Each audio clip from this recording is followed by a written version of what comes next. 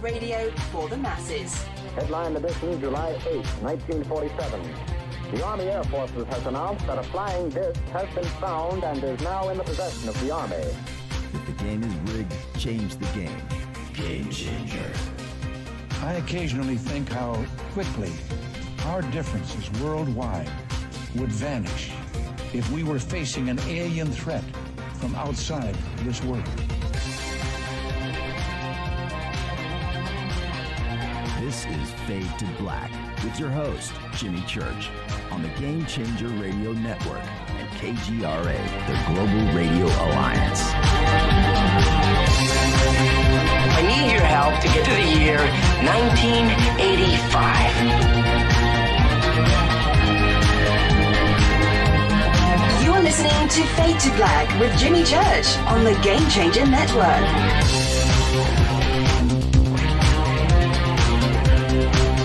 All right, now we're live. That was bizarre. Fade to Black, bespoke radio for the masses. Let's get straight to it. Today's Tuesday, November 23rd, 2021. 326 days into the new year, only 39 days left. We are live from a bunker somewhere in the middle of nowhere. A total undisclosed location. I would like to welcome everybody listening all around the world, all across the United States. Hither and thither, to and fro, back and forth, up and down, east and west, north and south, far and near. This is Fade to Black. For KJCR, the Game Changer and UNEX Networks, I'm your host, Jimmy Church. Tonight, very special guest Margie K is here, Thanksgiving week.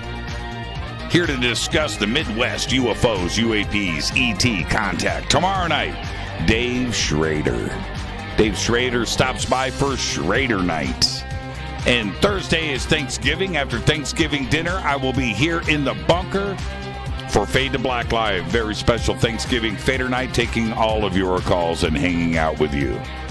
All right, let's get straight to it. Follow me on Twitter. Lots of big stuff going down today on Twitter. At JChurch Radio. That's all you got to do. Okay, let's get to, I'm going to jump straight to it. I've got to. It's Thanksgiving week, and I am thankful for everything, including the breaking news that I announced last night. It continued through today. The Observers is now available for rent on all streaming platforms. Click on the link below right now, and you can get The Observers. You can now rent The Observers. All right, and also tonight, after the show, are you ready? NASA's asteroid impact mission is set to launch, and you can watch the event and several science briefings live tonight after the show. The Double Asteroid Redirection Test, otherwise known as DART, is scheduled to launch no earlier than 10:20 p.m. Pacific time tonight, right in my backyard from Vandenberg Air Force Base. You know what I'm going to be doing tonight, all right? This is a SpaceX Falcon 9 rocket, Vandenberg Air Force Base on the west coast of California.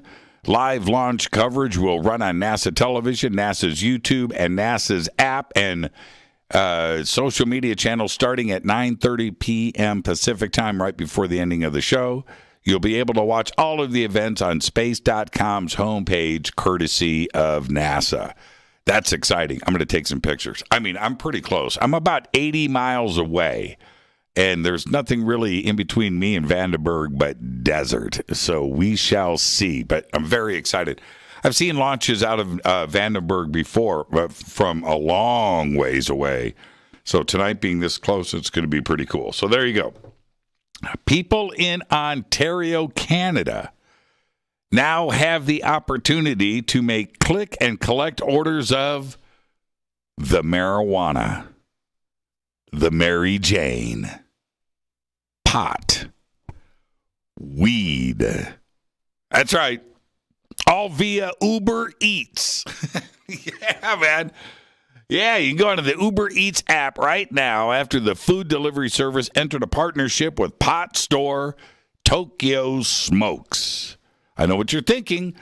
Does Uber Eats deliver sacks of weed? Is that what's going down? Well, Ontario's authorities allowed delivery and pickup of cannabis during the pandemic.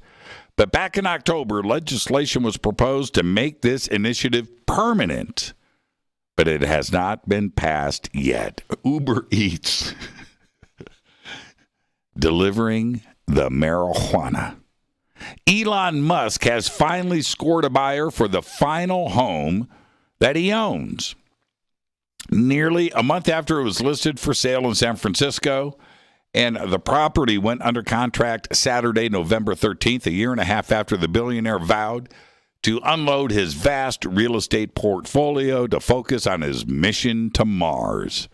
However, the contract is pending a contingent offer, meaning Musk has accepted the initial proposal, but certain conditions must be met, and in some cases, he has the right to back out of the deal. Musk is selling his final home. His final home also comes on the heels of his announcement that he would move his Tesla headquarters from California to Texas. In total, he has sold an estimated $100 million in real estate assets. He now owns nothing.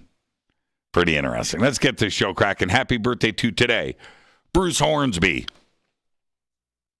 The way it is today is 67. I watched that video today. I watched live versions. I watched this original studio version. Watched that thing like 5 times. Great song. Our dead guy's birthday today is Johnny Mandel, 1925 to 2020. Died at the age of 94. Johnny was a composer and an arranger for film, music, jazz. He worked with Count Basie, Frank Sinatra, Peggy Lee, Anita O'Day, Barbra Streisand, Tony Bennett, Diane Shore, and Shirley Horn. He won 5 Grammy Awards from 17 nominations. He won the Grammy Award for Best Instrumental Arrangement accompanying a vocal in 1981 for Quincy Jones' song Velas. And again in 1991 for Natalie and Nat King Cole's Unforgettable. And 1 year later for Shirley Horn's album Here's to Life. But we all know Johnny from his composition, Suicide is Painless. That's right. The theme song from the movie and TV series, MASH. Johnny died on June 29th, 2020 at his home in Ojai, California at the age of 94. Johnny Mandel. On this day in history, 1963, the first episode of the British science fiction series Doctor Who airs on the BBC. Now think about that. I was born in 1963. And I was doing the math. I was just thinking about that today. I'm like, 58 years? Holy crap. And you hear it all the time about how long and how many Doctor Who's there have been. And, you know, you got the black and white version, you got the color version, and who likes what. And 58 years. That's incredible. Incredible to me. All right. I only watched 2 seasons of Doctor Who. I'm just going to admit it now because of that specific Doctor Who, and I wanted to check it out.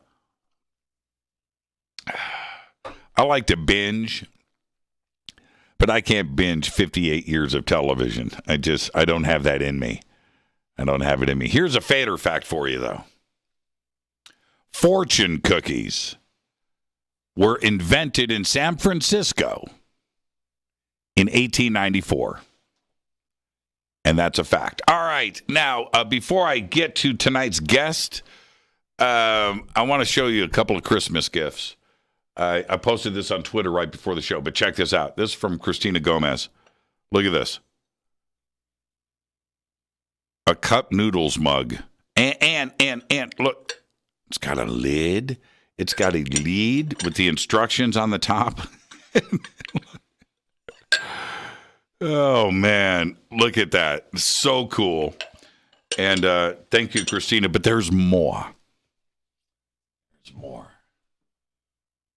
To go with the cup noodles mug, I got the gray alien ramen shirt. How cool is that? Christina Gomez. And she was so excited. He's like, did you check your mail? I was like, what? Maybe. Oh, did you send me something? Yeah, it was so funny, man. I'm so thankful. That's what I'm thankful for. Co-hosts like that and what she's doing on the UNEX network and everything. Very special, very cool. Thank you, Christina. This means a lot. And I had no idea. I mean, it's like the coolest Christmas gift ever. So thank you for that. All right. We've got an amazing week. Sorry for a little technical snafu tonight at the start of the show. Turns out it had nothing to do with us. That's what's weird. Technically, everything is set up. Everything is go. All I do is hit a go button. I hit a red button, go. Everything launches across all the networks. The audio goes out separately. The video goes out separately. Everything is done. All I got to do is just, hit a little button over there and start the show. And when it doesn't work, it's like, what? And there you go. There was a reset with the YouTube, not the YouTube, our streaming. It's called Studio 6. Everything got reset, hard reset on the back end because of everything else that was going on. But anyway, we're good now. So I'm very excited to continue this week tonight with Margie K, here to discuss Midwest UFOs, UAPs, ET, and contact. Tomorrow night, right here on this very program, Dave Schrader is here, stopping by for Schrader Night. Yeah. It's going to be really cool. Thursday, I'm here. Well, I'm going to have dinner. Going to have Thanksgiving dinner. But after that, I'll be right here in the bunker hanging out with you for a very special Thursday Thanksgiving Fader Night special. I'm your host, Jimmy Church. This is Fade to Black on the Game Changer and UNEX networks. I'll be right back after this short break with tonight's guest. Stay with me.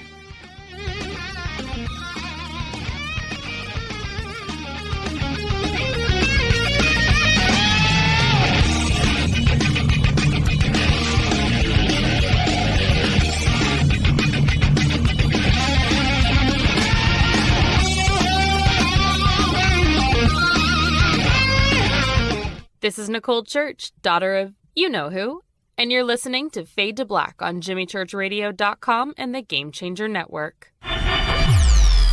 You're listening to Jimmy Church and Fade to Black on the X.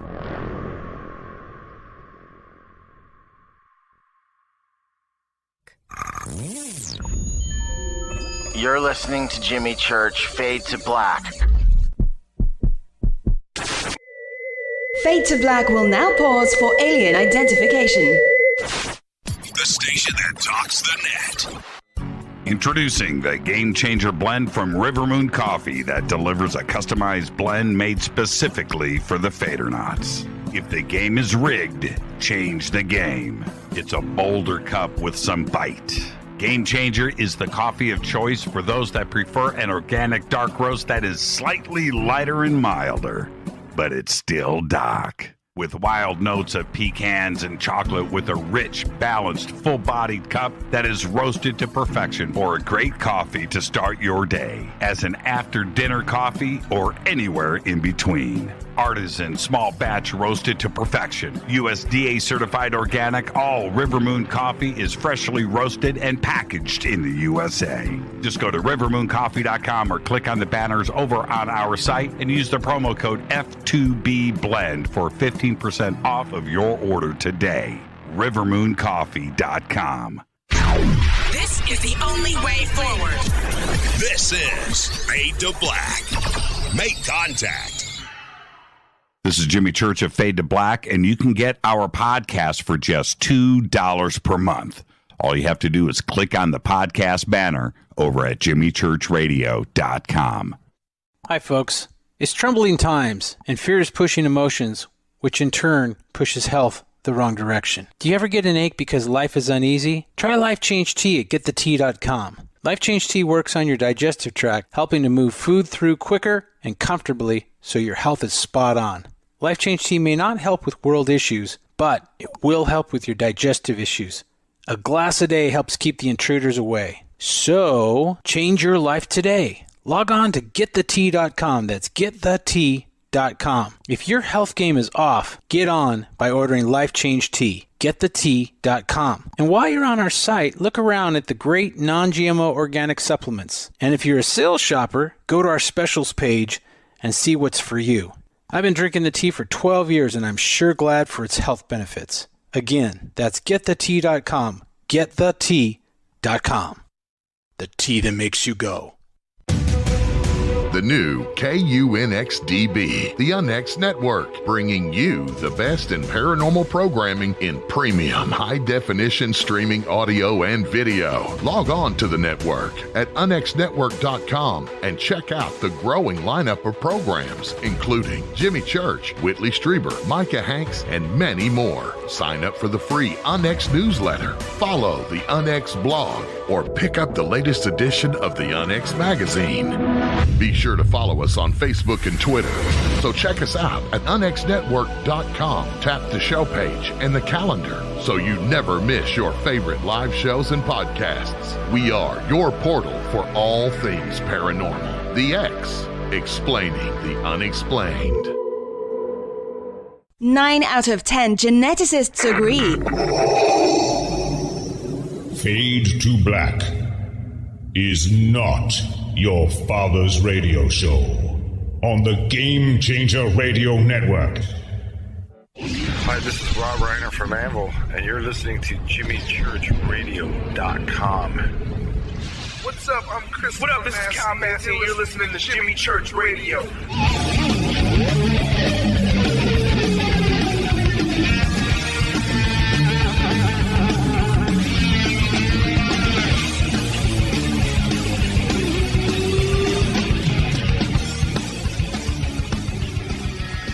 All right, welcome back. Fade to Black. I'm your host, Jimmy Church. Exciting night on the show, right? What a great week. What a great week. Michael Strat last night, Margie K tonight. Tomorrow night, Dave Schrader is here, stopping by for Schrader nights. And then Thursday is Thanksgiving. So after Thanksgiving dinner, I'm going to be right here in the bunker, hanging out with all of you, taking your phone calls, and to see what you are thankful for. I've got a long list of stuff. But tonight, Margie K is here. We're going to be talking about the Midwest UFOs, sightings, contact, and disclosure. We're going to cover 3 states tonight, and one by one, we're going to find out what's really going on. Margie, of course, is the CEO, owner, and president of Forensic Investigation Company, director of the Oz Interdimensional Communication Institute, and president of UNEX Media and the KUNX Digital Broadcasting Network. Margie is a 40-year veteran of the UFO and community, a paranormal investigator, and is a nationally acclaimed remote viewer, having helped to solve over 60 missing person, homicide, and theft cases for law enforcement. She serves as assistant state director and education coordinator for Missouri Mufon, and as director of the Oz Interdimensional Communication Institute. She is a licensed private investigator in Missouri and is the author of 14 books, with more books and films in the works. I would like to welcome to Fade to Black my boss, Margie K. Margie K. Hey, Jimmy. The pressure's on, man. You know what's, you know what's great? A technical snafu at the start of the show tonight, the night that you're on. And I'm like, no, not tonight. I'm sorry that sometimes I do cause things like that to happen. Oh, I can blame you. Yes, I can blame you? Okay, all right. Well, I'll take the heat. Okay, fair enough. I actually want to start here. KUNX, the UNEX Network, has started to blaze a trail. I was expecting it. I kind of felt it coming. You've shot to number 1. You've got the best programming in our community in this sphere, and in this sphere. I didn't say fear. in this sphere. And that's got to be pretty exciting. How do you feel? I feel fantastic. I am absolutely flabbergasted that we hit number 1 the very first night. Just hitting the ball out of the ballpark. And I'll tell you what, this is not just me. This is a combination of a lot of people working really hard behind the scenes. And I've got to give a huge shout out to Race Hobbs. He's the programming director. He's the one that goes out and seeks out the top shows for this network. And of course, Jimmy, you're the number one show.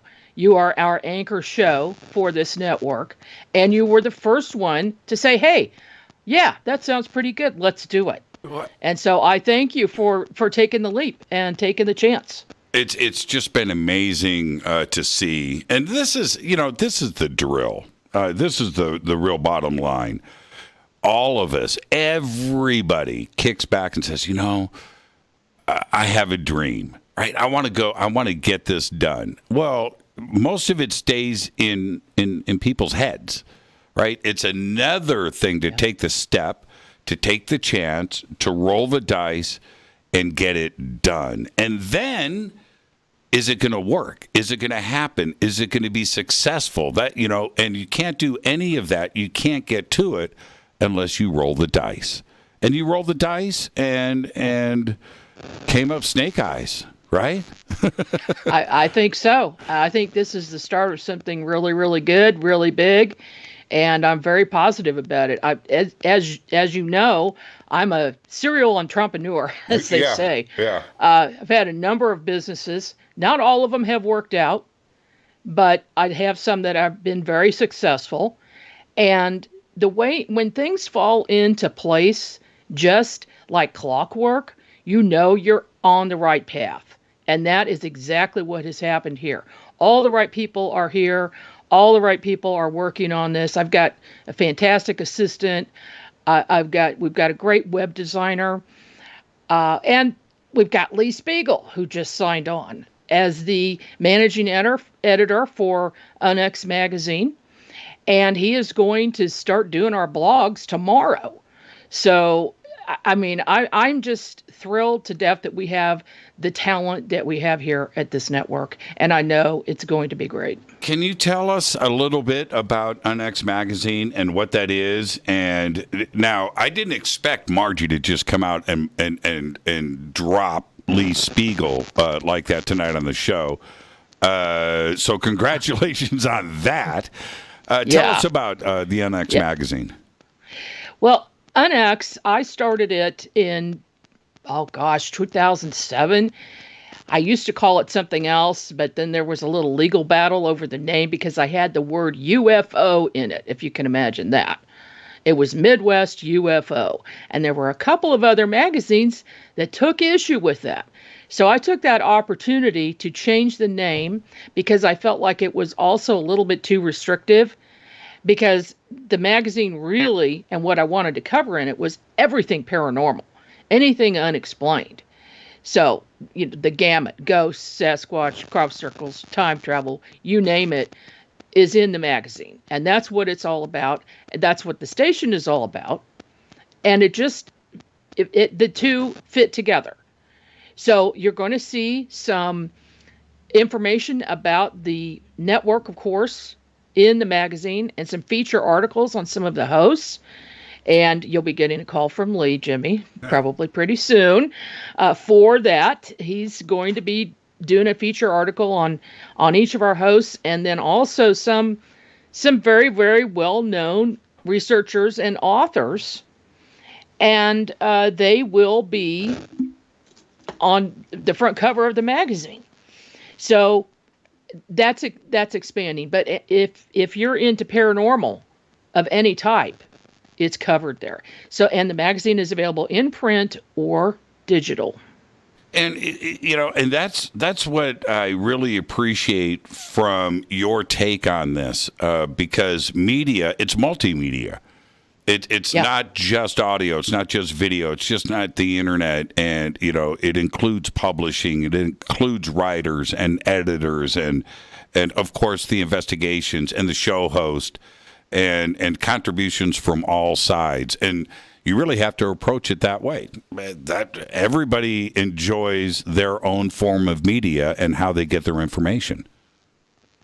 Yeah, and I don't believe in just sticking my toe in the water. I jump in all the way. Right. And I just feel like in order to be successful, that's what you have to do. You have to have everything. And we've got more things coming.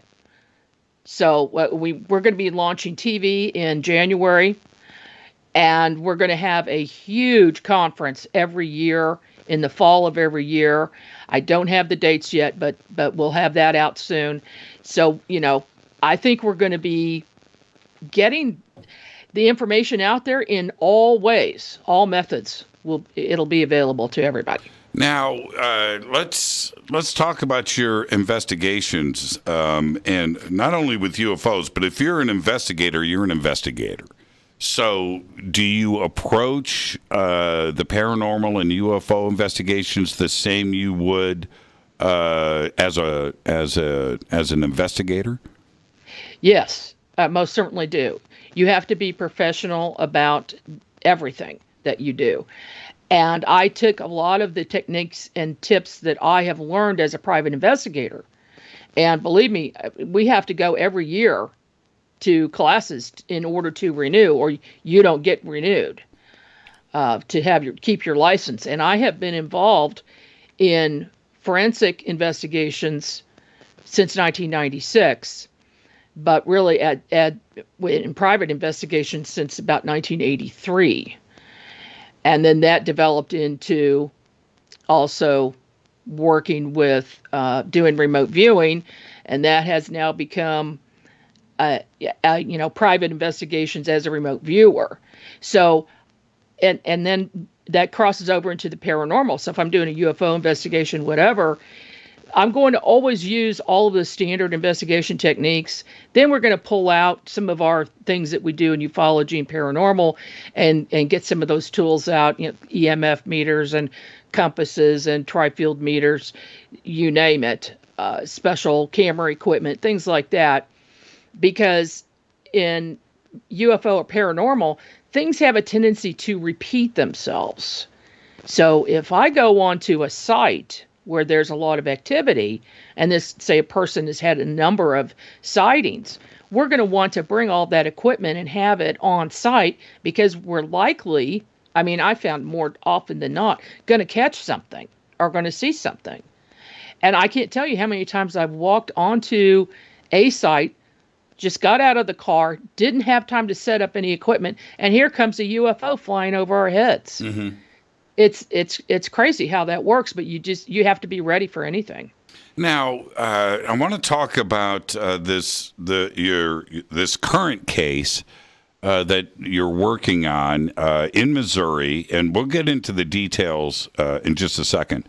But I want to say to the audience that I saw the video and what this object is. I'll let you go ahead and describe everything. But when I watched the video, and I see just like everybody else, right? I see a lot of videos and things are sent to me. But this is one of the first videos where I sat back and scratched my head and said, okay, that is interesting. It seems 100% authentic. And then it's what's in the video and what it's doing in the video. For me was that's unexplainable. That was certainly interesting. So I'm going to leave it to you for your description on it. I don't want to pollute the audience's mind with the way that I was blown away. Where did it take place, and how did you get this case? Well, this happened in Springfield, Missouri, and it was on October the 18th, 2021, when this person, the witness, and I can use his name because he said it's okay. And we've already discussed it on my show. He's an electrician. His name is Justin Johnson. He was driving home from work during rush hour on a very, very busy street in Springfield, Missouri. And he noticed something in the sky. And at first, he thought it must be a helicopter. But then he kept watching it and realized it wasn't. And he couldn't identify what it was.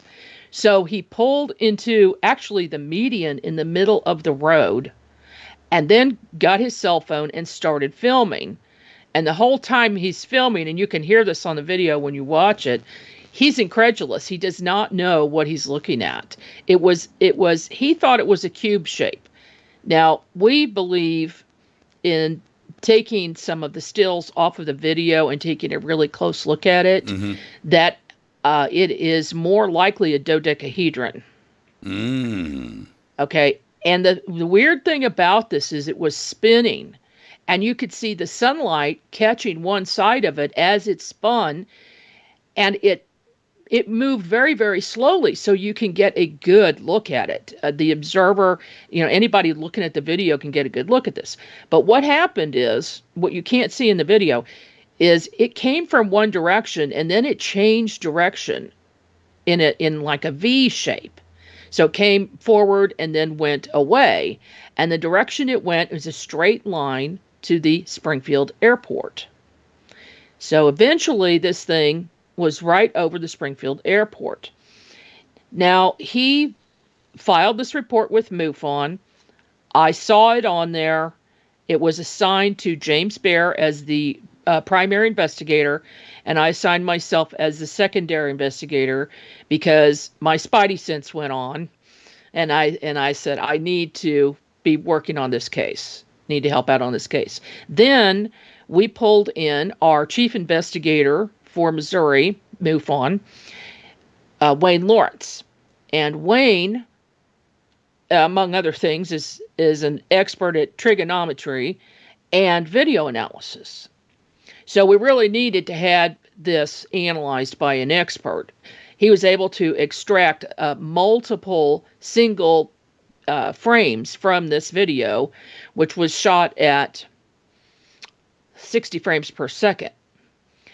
And by doing so, some of the frames, you see more than one object. It's like throwing an object out or throwing a copy of itself out. So there's two explanations for that. One is that it's a trick of the eye because the object is moving so fast that it just looks like there's something, a secondary object, and there really isn't. Or it really is duplicating itself. Now, in a couple of frames, there are three objects lined up, and then in the next frame, they're lined up in a complete different direction. So that part is still being analyzed. We're not sure about that.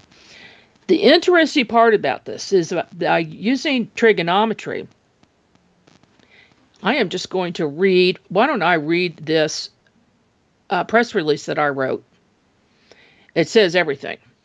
Electrical engineer Justin Johnson of Springfield was headed home from work on October 18th, 2021, when he spotted an unusual object in the sky flying southwest, then changed direction northwest. He stopped to take video of the object, which appears to be a spinning, cube-shaped UFO. Justin reported his sighting of this strange object and submitted the 70-second video, which was taken at approximately 5:05 p.m., to Missouri Mufon. State Section Director James Bear is the lead investigator on the case, with assistance from Margie K, Assistant State Director. Wayne Lawrence, Chief Investigator, did the video analysis of the object. After checking with Flight Radar 24 for any planes or helicopters in the air at the time the video was taken, James determined that there were none. He also checked for local balloon launches and bird migrations, but there were none. James stated that he does not believe this object appeared to be any type of drone, balloon, or kite. Wayne Lawrence did a careful analysis of the object and has determined that the object rotates in several different directions along its X and Y axis, making 3 revolutions per second, or about 180 RPM. And at times, 2 or 3 exact duplicate objects appear in the video. The sky is clear and the sun reflects off of the object. Using trigonometry and the known angle and likely location over the regional airport, Wayne was able to determine the size of the object to be approximately 87 feet in width, roughly the length of a regional airliner, and the altitude at 15,000 feet. We continue to investigate this case. Now, there's one other important thing I want to add to this that was not in that press release, and that is that since I've spoken to an ex-military drone designer who worked on drones for 20 years, and he said there is no way that a drone can spin, and they would not. The designing of that would be a nightmare. so we can positively eliminate that. I'm watching the video now. I've been watching it and listening to your information on this. It's a fascinating video. I popped it up. It's in Twitter. Everybody can go and watch the video there, and I've got it up in the chat rooms. A couple of questions that I have, and listening to his reaction. By the way, I've got the audio muted. But listening to his reaction was he reacted the way I think anybody would when seeing something like this. Okay, now, two quick questions. We'll go to the break and then we'll pick up when we come back. Any idea of distance away from his vehicle and altitude? 7 miles and 15,000 feet altitude. In this video, yes. So it's 7 miles. So what? How big is this object? It's big. It's 87 feet. Did you say all of that while I was watching the video? Yes. You weren't listening, Jimmy. I'm blown away. I can't. I know. I can't take my eyes off of this. Now, can you imagine this? Here's a spectacular video of UFO and the press release I sent out on November the 6th. 0 reaction from the media. 0. They're not going to show this. They're not going to cover it any further. Now, it was in the local media. It was in the Springfield and some other places picked it up. Some of the radio stations, some of the TV stations, and some blogs picked it up. But that's it. It's not on national news. This should be on national news. Yes.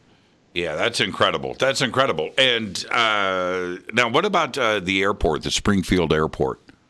Yeah, that's where it was. It was right over it. But air traffic control, any comments? No. We checked Flight Radar 24. We know the exact time that he took the video. And during that time, Flight Radar has got all of the records for every flight, every type of airplane or helicopter going up in the air, and there's nothing. And like I said, there were also no balloon launches. So we know what it wasn't. We just don't know what it was. Yeah, and now the multifaceted part of this is pretty interesting. I always felt that it was a cube, but I haven't slowed this down and looked at it. But I always felt to the naked eye and at regular speed, it looks like a cube. But when you take some stills, it's got multiple sides. So is it like a cube within a cube? Well, yeah, because there are corners that jut out. Right. So I'm saying it's a dodecahedron, which means 12 sides. 12 sides, and is that? And the other investigators think it's either that or maybe something not without so many sides. But so this is 15,000 feet. Yeah. Yeah, it's big. That's incredible. How long was the entire sighting? I know the video itself is 1 minute and 14 seconds. Yeah, it was, he said about 3 minutes total. 3 minutes total. Mm-hmm. And it flew in a V shape. In a V shape pattern. It came towards him and then it went away from him. So that's what he was saying was a V-shaped pattern. Now, some people in his Mufon statement, it kind of sounded like he thought the object was V-shaped, but that's not what he meant at all. He meant that it flew in a V pattern, that the object is a cube. And now what's interesting, I did some research to find if there were any other similar sightings, and lo and behold, in Cleveland, Ohio, on October the 19th, the very next day, there was a video taken, and that gentleman sent me that video. And it appeared to him like it started out as a cube and then turned into a circle. And the video is not as good as this first witness got, but we're going to analyze that too. But again, that's in Ohio, so Ohio Mufon is going to be investigating that. And as we head to the break, has there been an increase of sightings in Missouri? There has been of late. Now we've had our up and downs. We've had flaps and then lulls, and right now we're going up in number of sightings. And I would say number of credible good sightings with evidence. And that is going up. And that a lot of that has to do with the fact that people have a cell phone in their hand all the time. And so they're able to click on that video and take video. And also we have hotspots everywhere, of course. But in Missouri, we have hotspots. And right now, our hotspot is Springfield. I just got on the CMS today and I found 8 other cases in Springfield that are open cases being worked on right now. Now, we'll talk about all of that when we come back. This is absolutely fascinating, and I'm watching everybody's comments about this, too, as well. It's a very, very intriguing video. How is... I've just got 60 seconds, Margie. Johnson, the electrician, how's his demeanor and his... not credibility is... Oh, yeah. But how... You're a private investigator. You read people. No, he's very credible.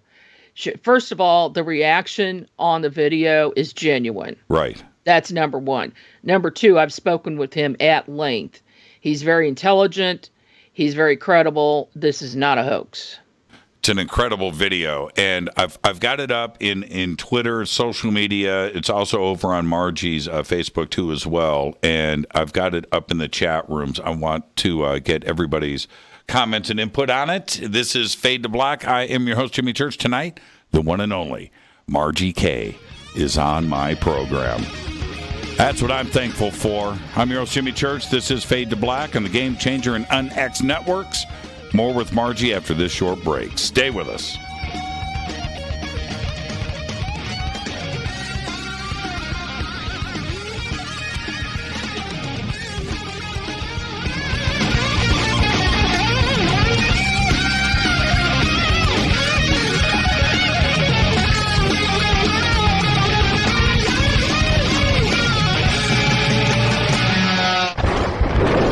This is Fade to Black with Jimmy Church on the Game Changer Radio Network.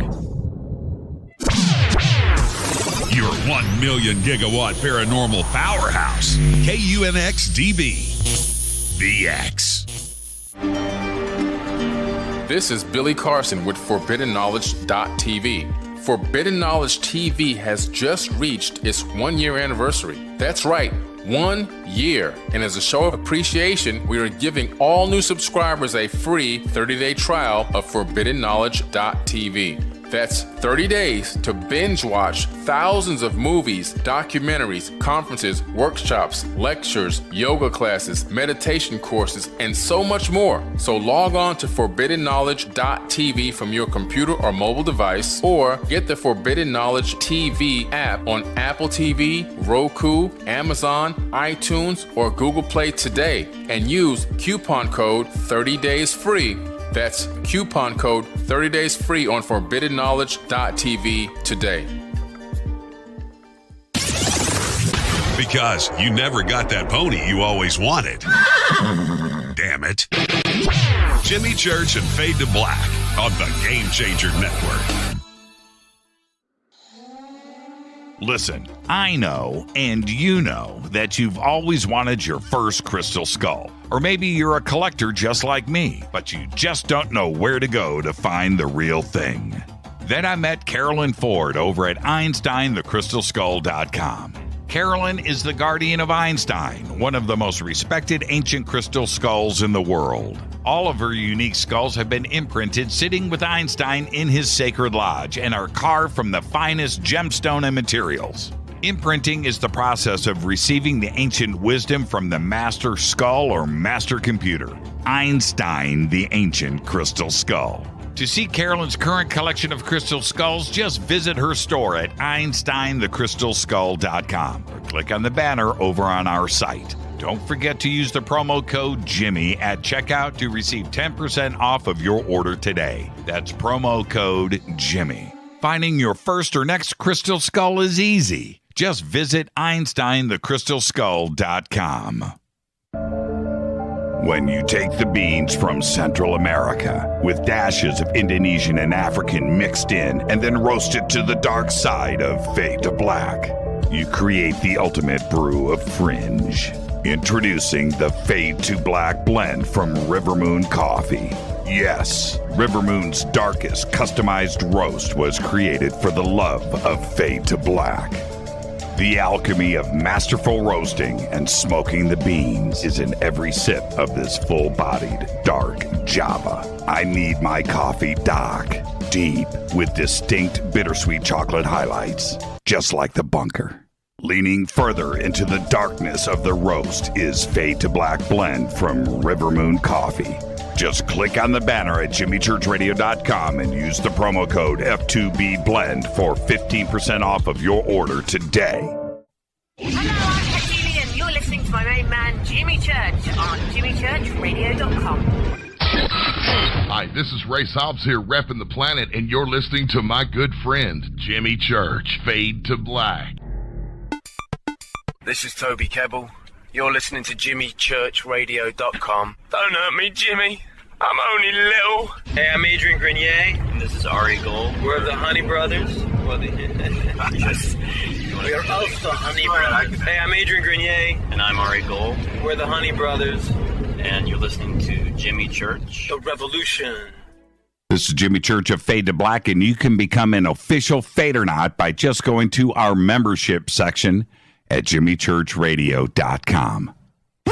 Hello, this is Serena Wright Taylor from Conscious Life Expo, and you're listening to Fade to Black with Jimmy Church, who holds the Lucky Pony record for the best astrological chart since 1963.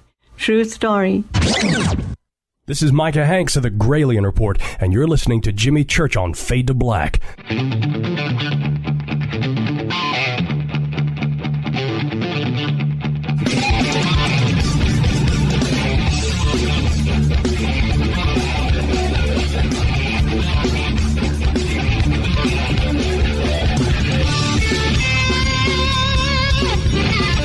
Welcome back, Fade to Black. I'm your host, Jimmy Church. Tonight, Margie K is here. It's Thanksgiving week on Fade to Black on the UNEX Network. Tomorrow night, Dave Schrader night. Tomorrow night, Darkness Dave is with us.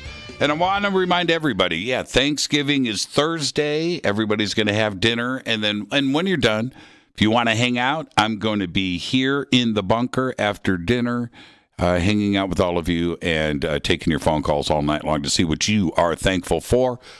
It's probably UFOs and disclosure. I'm thankful for that. But tonight, our guest is Margie K. We're talking about the Midwest and UFOs. And I want to start with the great state of Missouri. But the general question is this. We know about the amount of sightings in California and the West Coast, Washington, Portland, Texas, Florida, the East Coast. But I think that is because we have more people, right? We're seeing things in the sky. There isn't as many reports in the Midwest because there's not the population that we have on the coast. Would you say that is probably the case? Oh, 100% that's the case. But there are some hotspots that have an abnormal number, and Missouri is one of those spots where it's consistently in the top 10 and sometimes in the top 3 or 4 for the nation. And why do you think that is? That's interesting. Everybody asks me that question. There are a host of reasons why that could be. We have a lot of water sources, and we think that UFOs probably use water, take the hydrogen from the water for fuel or, other purposes. Right. We've got places to hide. A lot of big lakes, a lot of big rivers, Missouri River, Mississippi River, places to hide. And we really do feel that there are several places where there are some underground bases, one of them being near Kansas City in a large lake, because we've got some overhead satellite photos, thanks to Google. And there's some square and rectangular things underneath the water, and there shouldn't be. That's not natural. And so now there's a lot of things to investigate. But now look, we've got Whiteman Air Force Base right in the middle of the state, north, in Warrensburg. There are caves. We're known as the cave state. There's at least 250 caves in our state. Some of them are huge and go underground for miles, and they're used for storage facilities, and big 18-wheelers go in these caves and just drive into them. Well, we've had a number of sightings around those caves. Okay, so, I have two comments. One, I've seen some of the imaging of the cave system and the 18-wheelers and what goes on underground, and that is bleeping insane. It is. I had no idea, and I watched. It's like an undercover video, right? And this trucker shooting. Him parking a vehicle under, and I'm looking like that's like 5 Walmart parking lots, right? It's ginormous, and until you've seen it, you wouldn't believe it. It's incredible. And then, but the other part is Whiteman. I've driven by Whiteman many times. You see it from miles away. It is a huge Air Force base, and I would definitely think that's related to sightings for sure. Oh, it is. There have been a number of sightings. Usually the triangular objects are seen near Whiteman, and I'm of the opinion that those are something of ours. And perhaps something was reverse engineered, but really, there's just too many sightings around Whiteman. Now, as an investigator for Mufon, you're probably just like me, but you're always looking up at the sky. You just never know. Daytime, nighttime, it doesn't matter. You're always looking. Yeah. And I remember we did a show a number of years ago on this subject, and drones and triangular objects. How often does this happen? And I know that the drone sightings is something that you've cataloged, but are you monitoring that? How often are triangles seen? Oh, the triangles? Yes. Gosh, we get at least one a month, if not 2 or 3, across the state. And I know other states that have the same thing, states that are nearby, at least that many. Now, the drones, those are more difficult, but they do have certain behaviors. If they are a legitimate drone, they've got to have the standard navigation lights on them. Mm-hmm. And they also have the, not the black box, but they've got the navigation signal that is sent out. Mm-hmm. So it can be traced that way. And then they behave in certain ways. They can't do certain things like move at a 90-degree angle at a high rate of speed instantly, just like a plane. They've got to make a curve to make that turn. Now, they can stop on a dime, and then they can do a 90-degree, but they can't keep going and do it. So there are things that we look for with the drones, and it's unfortunate. I wish there weren't so many because, they do cause some sighting reports. Yeah, and you've got to eliminate the drones from something else. Yeah. Yeah, and now let's talk about some cases in Missouri. You said that Springfield right now is a hot spot, and you said how many cases were just reported in Springfield? Yeah, I believe there's about 8 right now that are open cases from the last month. So that seems to be a focus of a hotspot. Now, Springfield is right near Branson, and of course the lake is right there. And there have been a lot of sightings in and out of that lake. In fact, I've got one that is really interesting case from last year, where the person was taking pictures of the Branson Bell riverboat, just the riverboat. He didn't see anything, and this is during the day. And then when he developed the pictures, when he looked at the pictures, there's this object, and it's got multiple sides to it. Similar to this object that was just seen. Right. It's got multiple sides, and it's a turquoise color. Very, very strange. And there it is, hovering right next to the Branson Bell. But he did not see it with the naked eye. And this is something else that's common, because the cameras pick up more of the light spectrum than the naked eye does. So sometimes you will see some things in your pictures. So that would explain the abandoned mansions in Branson. Oh, no, I don't think that explains it. They blame that on the 2008 economic crash. It's the UFO sightings in the lake there. I want to go buy me a couple of those mansions. You should take the opportunity to do it. I hear it's a buyer's market. Now, what types of craft? Let's focus on what's happening like right now. In these 8 to 10 recent cases, what type of craft are we talking about? I think, well, I was just glancing at it earlier. There are 3 that are triangles. There are a couple that are spheres and just round. And then there are some that are glowing lights. And these are things that are low to the ground, not high up in the sky. And we just seem to have an enormous number of sighting reports of these glowing balls of light, anywhere from teeny tiny to basketball size or larger, and they're reported as orange fireballs, red fireballs that actually look like a flame. I have one case where one of these cases happens to be my employee, who has never seen anything in his life. He's just a contractor, and he doesn't see things. He called me up one night. He says, "You will not believe what I saw," and I got video. 2 objects that were just looked like a flame in the sky, following one behind the other, and then they danced around each other for a while, and went up and down, and then they went in a straight line north towards Sugar Creek, which is right towards the Missouri River. Mm-hmm. And coincidentally, there was another witness that reported on the same evening seeing a single fireball heading right past her house towards the Missouri River at the same time. So she had the same sighting that he did. Now, what these flames are, I don't know. The balls of light, some people say they're spirits. Some people say they're probes from a ET craft, from a larger craft, coming down to check things out. I don't know. It's bizarre. So you've got orbs, you've got some kind of interdimensional thing going on, and you have triangles in a month in Springfield. Yes. Yeah, in Springfield. Oh man, I'm moving to Springfield.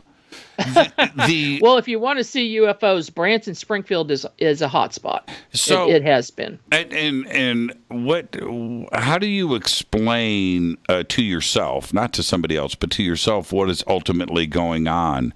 The triangles is one thing, but when you have these lights, right, that may not even be physical. There's something else that is projecting this. There's some other energy behind it. What do you think is going on? Well, some of the lights can be explained as something like as mundane as earthquake lights, which people see before an earthquake, and they think it's some type of energy that's emitted from the earth, and it's a natural thing. Then we get into things like the Joplin spook light that has been seen for 200 years at least in this area before there were cars. And I've seen it myself. I've witnessed it myself. It appears in the distance on the Oklahoma side and then comes towards the Missouri side. And on this little stretch of road out in the middle of nowhere, famously called the Joplin spook light, even though it's about 40 miles from Joplin. And here is this ball of light that just appears, and some people, and this is what we're going to do this spring. I've got 2 teams of people going to stay on one side, and then on the Missouri side, we're going to have another team, and we're going to try to get video of this object between us.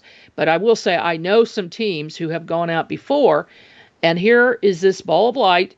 They can both see it, but then one team moves close to it, and as they get to a certain point, they can't see it anymore, but the other people do. So you back up then, and then you can see it again. How you can explain that, I don't know. That's just bizarre. Yeah, I have no idea. Your cell phone is causing interference. If you could just move it, it's you're busy. You have somebody texting you or something. Okay. All right. And what about an interdimensional aspect to this too as well? That is something that is entering and leaving our time and space. Boy, I'll tell you what, I could talk about that for about 2 hours. I've had experiences with it myself. Right. And I think the best way I can describe it is the fast movers. The fast movers are extremely high-speed UFOs. Right. UAPs. Now, the military has come out, obviously, since 2017, and they have picture, and they let everybody see that, and they said, yeah, we don't know what these things are. Okay, but Wayne Lawrence and Bill Spicer and I got together because we were talking about these things for several years, and we finally figured out that the three of us had figured out ways of seeing them or capturing them on video. And what they were, they're fast-moving alien craft, or craft that are interdimensional. They might not be from off-world. They could be from right here, but just interdimensional. And just by their behavior, the way they act, they pop in, they pop out. Okay? They just appear and then disappear. But the interesting thing, I mean, I first noticed it myself a number of years ago where I was seeing these little fleeting objects in the sky when I was outside looking up. So I would see dark objects and white objects and lines, and I was thinking, well, maybe I have something wrong with my eyes or something. But after a while, doing with my remote viewing practice and meditation practice, I came up with the idea one day to ask them to slow down so I could see them better. And oh my gosh, it happened. Now, I think really in analyzing this, what I did was I slowed time down for myself so that it was my experience to have time slow down so I could see them. And I realized I was looking at real craft. And then I realized after I'd been talking to Bill Spicer for a number of times that he had been actually videotaping the same things. Now he discovered a technique where he had a visitation by an interdimensional being who told him how to do this. And he basically meditates and sends a message out, and they come in closer. And now they come right over his house and are very large objects, but they're phasing in and out. And you can tell in the video that that's what's happening. Right. That it's interdimensional. It's higher dimensions lowering their frequency so that we can see them, or that that somebody can see them, whoever is doing that. And so I can do it. I had figured that out on my own. He figured it out on his own. And we decided to call this the quantum UFO observation technique. It's using telepathy. These craft, this is a higher intelligence who uses telepathy. And when you send a message out, they will get it. And if they're in the neighborhood and can do so, they will come in. Now, Wayne Lawrence discovered in reviewing video, and in fact, in reviewing some of his own video, he was capturing objects flying in and out of Blue Springs Lake. And he got that on video, and he realized they're very fast moving, and you have to slow the video down. So we started a Facebook group called the Fast Movers, and now we've got multiple people around the world that are capturing video of fast movers. And some of it is just amazing. And they get better and better as they go along, because they realize that this is more of a consciousness thing. When you have this interaction, that's how you're going to see them. If the person is extremely left brain and they're just not going to open up to this idea at all, they're never going to see them. You know what's great for me? You are so serious, right? You are so serious about this. So we're going to continue this. Last night, after the show, I was out. I have a balcony on the second floor off of the bedroom. So I walk out there, and I was facing south. I'm leaning up against the rail. And this is what happens. There was a flash of light, like in my, I was looking straight ahead, but I could see it, right? It was just like a flash. And I look up, and I saw it go dim, and it moved over maybe about, that far at arm's length, whatever that, and it flashed again when it stopped. And I went, oh, man. So I run in the house. I go downstairs. I grab my night vision. I know exactly where it is. I come back up. I'm out on the balcony, and I throw the night.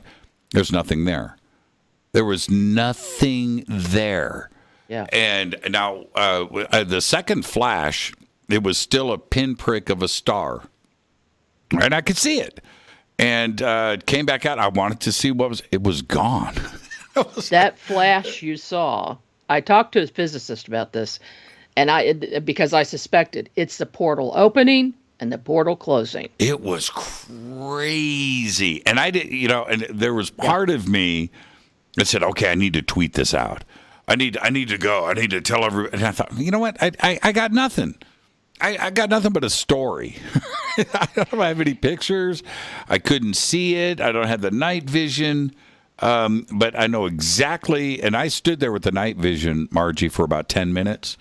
Nothing reappeared, nothing happened, but it was just totally interesting. And I the reason why I'm even mentioning this is when I stepped out on the patio, I went, I wonder if I'm going to see something.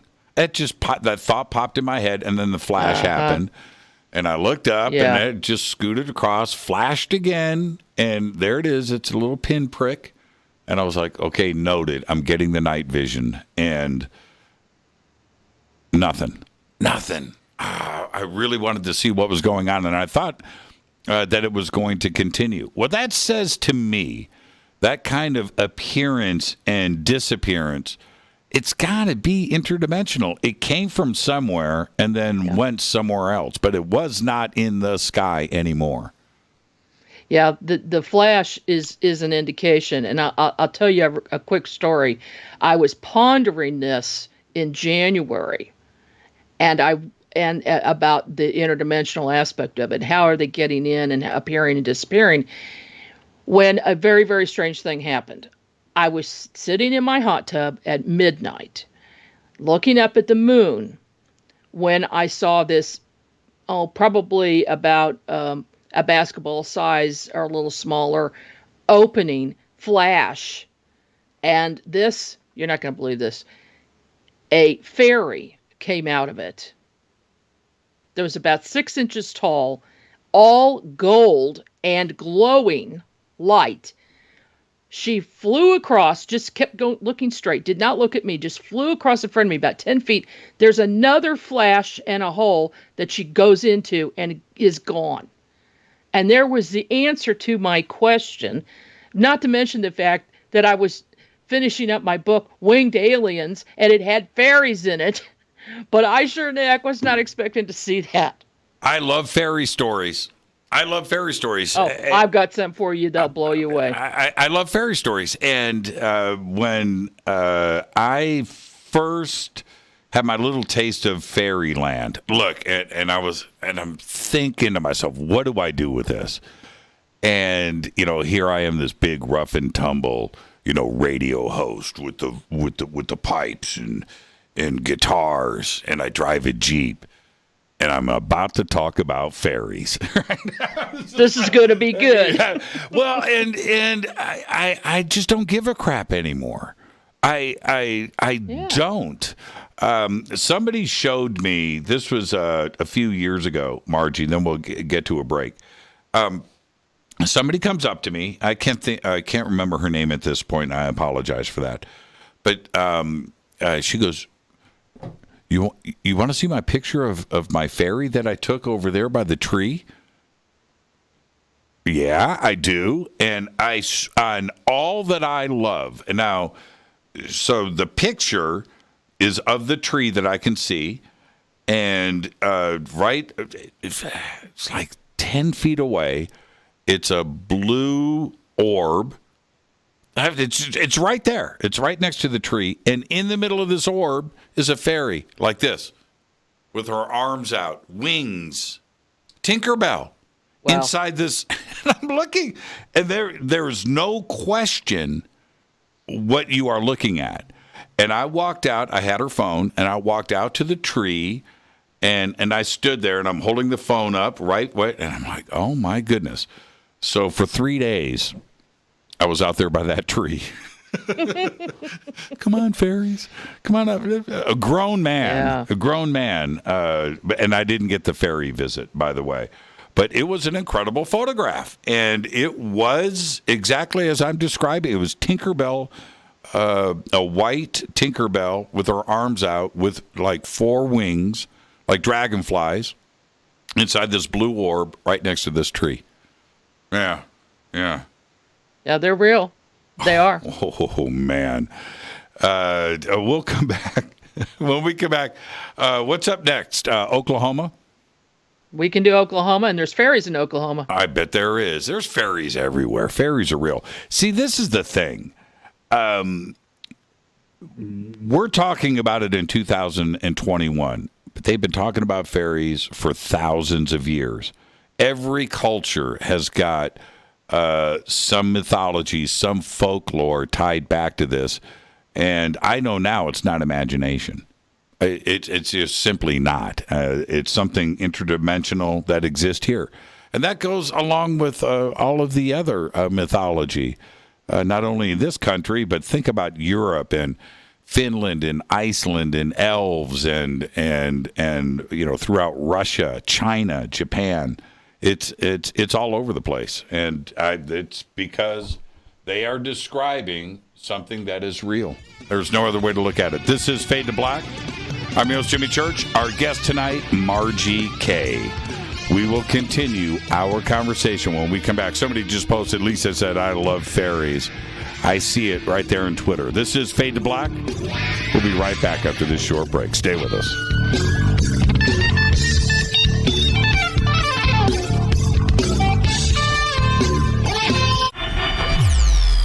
You're listening to Jimmy Church and Fade to Black on the X.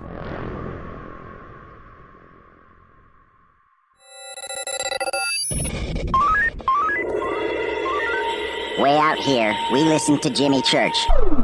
You're listening to Fade to Black. Always on the edge of the hottest alternative talk. Jimmy Church with Fade to Black.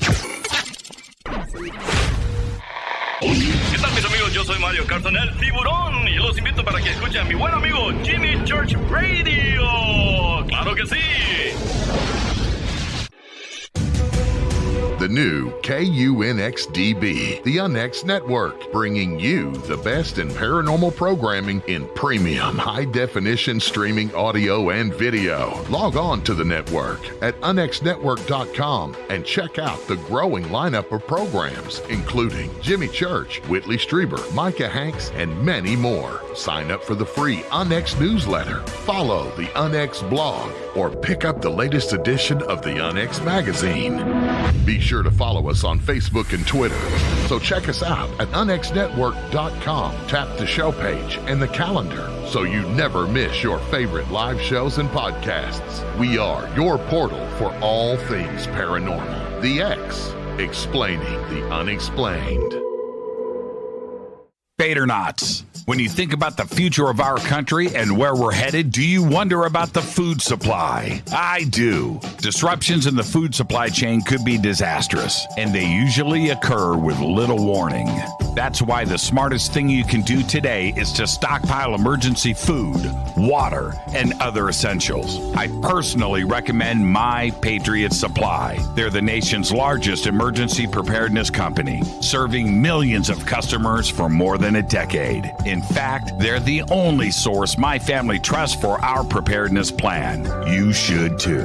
Right now, save 20% off a full 4-week supply of delicious meals that provide 2,000 calories a day. Saving 20% helps too, doesn't it? especially now. So go to preparewithjimmy.com and get ready. That's preparewithjimmy.com. There's no time to lose. Do it now. Fadernauts, when you think about the future of our country and where we're headed, do you wonder about the food supply? I do. Disruptions in the food supply chain could be disastrous, and they usually occur with little warning. That's why the smartest thing you can do today is to stockpile emergency food, water, and other essentials. I personally recommend My Patriot Supply. They're the nation's largest emergency preparedness company, serving millions of customers for more than a decade. In fact, they're the only source my family trusts for our preparedness plan. You should too.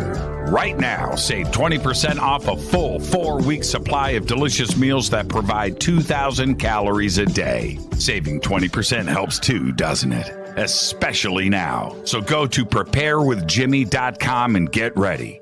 That's preparewithjimmy.com. There's no time to lose.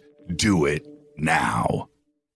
So, you love talk radio? Then you'll love TalkStreamLive.com. TalkStream Live is always on, 24/7, with the best streaming talk shows. Find your favorite talkers and discover some new ones. It's free, readily available online or on mobile with any smartphone or tablet. Finding your favorite talk shows all in one place has gotten a whole lot easier. Just go to TalkStreamLive.com. Be sure to download the free apps from Google Play or the iTunes App Store.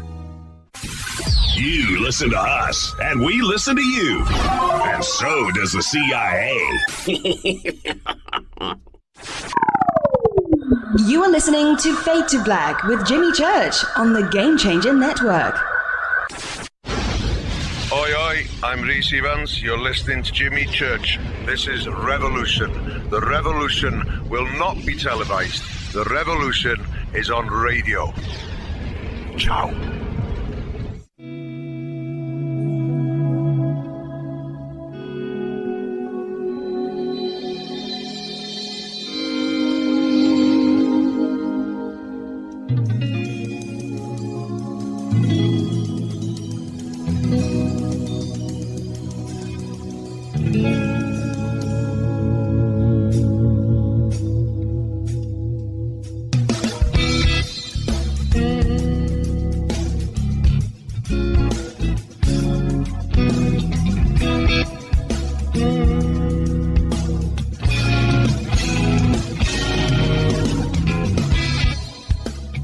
Welcome back. Fade to Black. I am your host, Jimmy Church. Thanksgiving week here.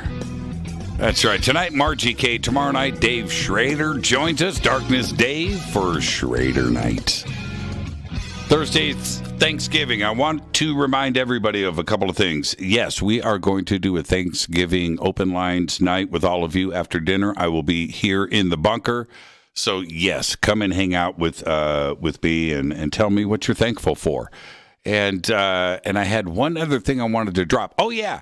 The Observers is now available for rent on all streaming services. That was a big announcement. It phased in last night, but it is now across all platforms today. So go and watch The Observers tonight after the show. The link is right here and also throughout social media. Now, Margie, check this out. I just got this a tweet that just came in from JT. He's a trucker in Indy.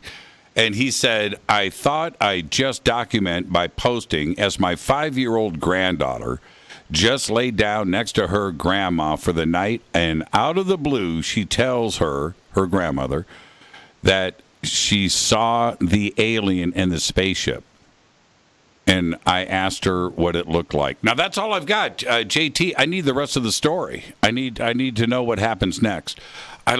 What is it? We're going to move on to Oklahoma, but when a child sees something and they blurt it out, they're usually saying what they saw, right? Yeah, they're especially that young. They really don't have the concept of lying and making something up like that. And I've also found that when they say something right before they go to bed at night, it's probably true. And they will say the strangest things. They'll talk about past lives. They'll talk about ETs they've seen. It's odd. And a lot of times they won't remember they said it in the morning. Now, I didn't, when I was growing up, I was watching a documentary earlier today on this, and I didn't think I'd talk about it on the show, but about kids having their secret friends. And I never had that. And I think I even heard about it when I was a kid. I never had the secret ghost friend or somebody that I was hanging out with. I don't have that memory. Did you? I didn't have a secret friend. My sister did. I didn't have a secret friend, but I did have a voice that would say something to me periodically, not all the time, just if there was something important. And it would say, pay attention to that, or go over here, or look up, or something like that.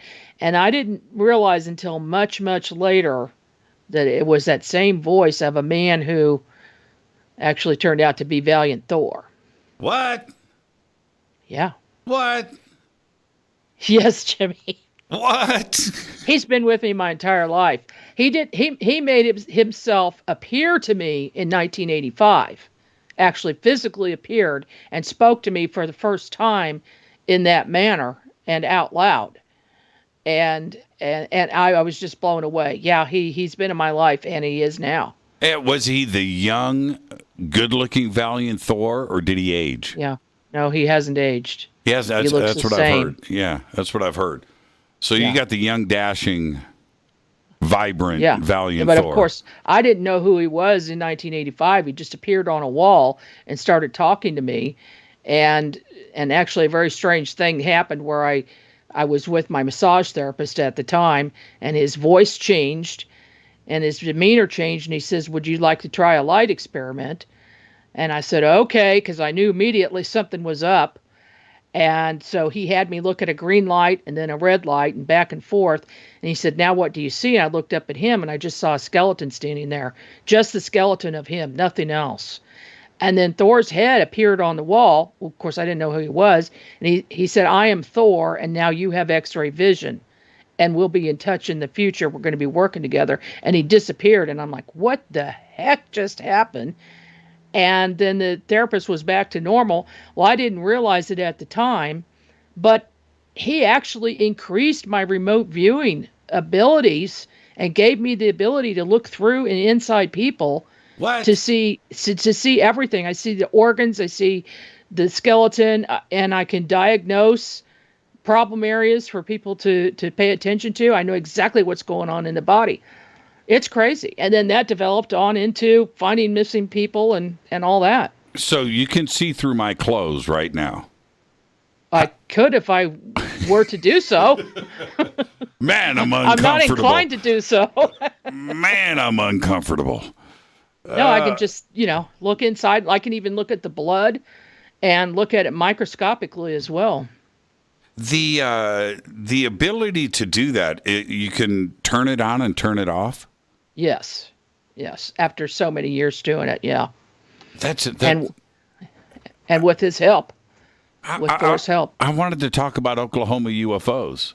Okay. But no, I want to talk about seeing through people's clothes. It's not like looking through their clothes. I look inside the body. Right. At the organs and, the blood and things like that. And when that happens, I'm being facetious about looking through the clothes, but that's what I would do if I had that power, of course. But if you see, do you tell people if they've got issues, or do you keep that stuff private? No, they're asking for it. They ask for a reading. They set a reading up with me, right? And I'd scan them, of course, long distance. Or I'll do it on Zoom, but I can also do it on the phone. Right. And then I'll scan them. I'll look at their energy field and then look in their body. And if I see something that needs attention, I'll tell them to go to the doctor. Now, what if I don't ask for it? What if you and I are just at a nice restaurant, like, we're at Claim Jumper, a real nice place, and we're there, and I don't ask for it, but you see something? Would you tell me, Jimmy, you got to get that mole on your back checked? No, I don't see things that way because I don't look at people unless they want me to. Oh, so I got we're you. just friends and we're sitting chatting. I'm not going to see anything. Right. But if you say, hey, I think I got an issue on my back, would you take a look? Yeah, I'll do it. Okay. All right. You wouldn't give me advice like Jimmy, too much gravy at the claim jumper. You need to slow down. What comes in, I mean, I might even get, a lot of times I'll get suggestions for people to address an issue, or if they're low on certain vitamins, I'll know that. If they are not drinking enough water or something like that, I'll pick it up and just relay it. You and I need to do, we'll do something offline. I mean, okay. I that would be fun. That would be fun. Yeah, I'd really like to do that. Okay, Oklahoma, UFOs. What's going on? I'll tell you what. I've been working on a case with the Oklahoma State Director, Mindy Tautfest, and I happened to be in Oklahoma earlier in the year, and I said, hey, let's meet at that case and talk about it. I mean, this has got everything. It's got UFOs, it's got abductions, it's got fairies, ghosts, and even a pterodactyl. So this is one of those cases where you think either these people have completely lost their minds, right, or some crazy stuff is really happening here. So I'll go there. My husband actually came with me, met Mindy there, interviewed this older couple who had not had too many things happen to them that were odd in their lives, okay? But when the lady had a bad accident a few years ago, she suddenly started seeing things that she wasn't before, becoming aware of things. But that being said, they live in this suburb of Oklahoma City, and right next to a very, very large park, old, large park, backed up to their house. So the whole backyard is giant park. And there are houses lined up along, so there's a lot of them that back up to this park. And there's a stream there, there's a bridge, and there's a walkway. The first strange thing that they noticed was UFOs. And they would be there every night. And they would come from the same direction every night. And they started taking videos of them. And then one evening, the UFO came right over their house and hovering outside next to their vehicle, and something was ejected out of it and fell onto them and their vehicle. Well, she developed upper respiratory issues, and that incident happened about 1 year ago. And she still has upper respiratory issues because of it. What was ejected when you... Well, I'll tell you. We found out what it was because I took a sample of it. It happened. It wasn't from that year ago event. It was from recently. It happened to them again, and she said the UFO comes over their house every once in a while, and then ejects this black substance. It was very, very sticky, and it didn't want to come off the car either. So I took a sample. I sent it to the Mufon lab, right, to Lynn Mann in St. Louis, Farmington. She came back. She said, this is pond scum. There were dead little tiny creatures in it and parasites and all kinds of stuff in this pond scum. And that's why the lady had upper respiratory issues, because she breathed it in. And it's known to do that. Mm. So I said, what in the world? And she goes, well, is there a lake nearby? I go, yes, there's Kitchen Lake right nearby. She said, UFO, likely scenario, was in the water, came out of the water, flew over their house, and ejected this material. Well, this has happened to them several times, and also to a couple of their neighbors. So it's a large UFO that gets everybody at once. So why it's ejecting it right then, I don't know. But that's what first got their attention, and then they started watching this park because the UFOs would always come over the park. Sometimes there'd be more than one. And they started noticing, even during the day, this outline of figure of an older woman, always wearing the same clothes, walking. And then she would just simply disappear in the same spot. She was transparent. So here's this spirit that's walking up and down. And they just recently sent me a good picture of her too. Oh my gosh, it's a good picture. I'm going to have to post it. But the next thing is they started noticing these little winged creatures in their backyard. And the man was doing some work, and he suddenly heard this little voice say, "Turn around." So he turns around, and there's 3 fairies sitting on different leaves on this tree. And one of them was laid sideways, and they were laughing and joking. They just thought it was hilarious that this guy, that they were playing a joke on this guy, and he was shocked. So he told his wife what he saw. And so they started taking video and just taking their cameras out and videotaping around this certain tree where these fairies were. And so they vary in size from very, very tiny, an inch tall. And this is not the first time I heard of fairies being an inch tall, by the way, but an inch to 6 inches. And then there's some others that they call mimics that are 10 inches tall. And they've drawn some pictures of these. They look like humanoids with a human type body, but with more, maybe half a human and half insect type head. And they make noises, and they don't look like anything else they've ever seen. And they actually got pictures of the mimics, not close up, but you can tell there's something there with wings, with a long body. And so then it gets even stranger. While we were standing there talking about it, these fairies came, and a whole bunch of them flew around the area, and we're just floored about what we're looking at. Nobody even thought to get a video camera out because we're shocked that we're looking at fairies. And the lady says, "I just don't know why they want to hang around that tree." And I looked on the ground, and here are these vegetables laying all over the ground. And I said, why is this food here? She says, "Oh, that's where we put our garbage on the ground outside." I said, "Well, here's why they're here. It's a food source for them." And so that, okay, so we figured that part out. Then they tell me about a pterodactyl sighting. I said, okay, I got to see where this was. So we drove to Kitchen Lake. We get out, and they give me this long explanation about how they were at the lake, and the 2 of them were together, and they saw this thing fly overhead. It glided, and it didn't, I don't think it flapped its wings. It glided over. She said it was huge, and it had wings that looked like with no feathers, and the head and the feet just like a pterodactyl. Well, that is not the first pterodactyl sighting. I've been hearing several of them lately. It's absolutely crazy. But these people they're down to earth. They don't seem crazy. I think it's really happening. And now here's the thing. Not long ago, another family about a mile from this location filed a report with Mindy. And Mindy calls me up on the phone. She says, "You're not going to believe this. I've got a mother and a daughter who are seeing tiny 1-inch fairies in their backyard." Now, they're also seeing UFOs. They're seeing the UFOs as well. So here we have just a mile difference along the same park. Right.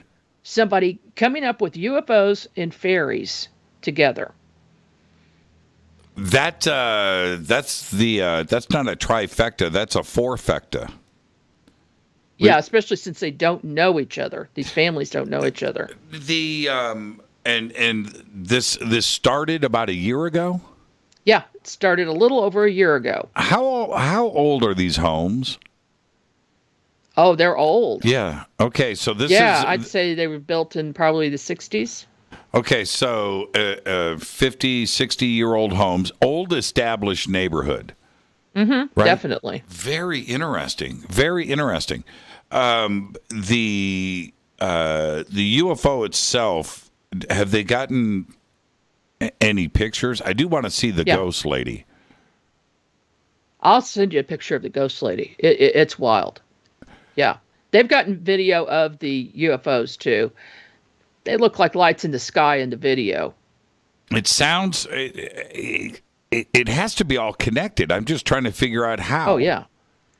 Well, here's the thing. And this is my opinion, And it's what I talk about in my book, Winged Aliens. These creatures are aliens. The winged creatures, fairies. Now, the pterodactyls are the only thing I'm questioning. I think that might be a time slip where, that's something different. But the Mothman, I can't tell you how many Mothman sightings I have. I have a huge case in Kansas City with Mothman too.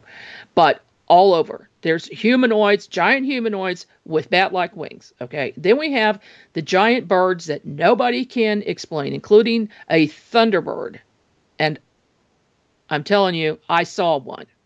I saw one myself, so I know that they exist. But it's interdimensional because it appears and disappears. Mm-hmm. Now, here was the thing that was icing on the cake for me, that these winged creatures are aliens.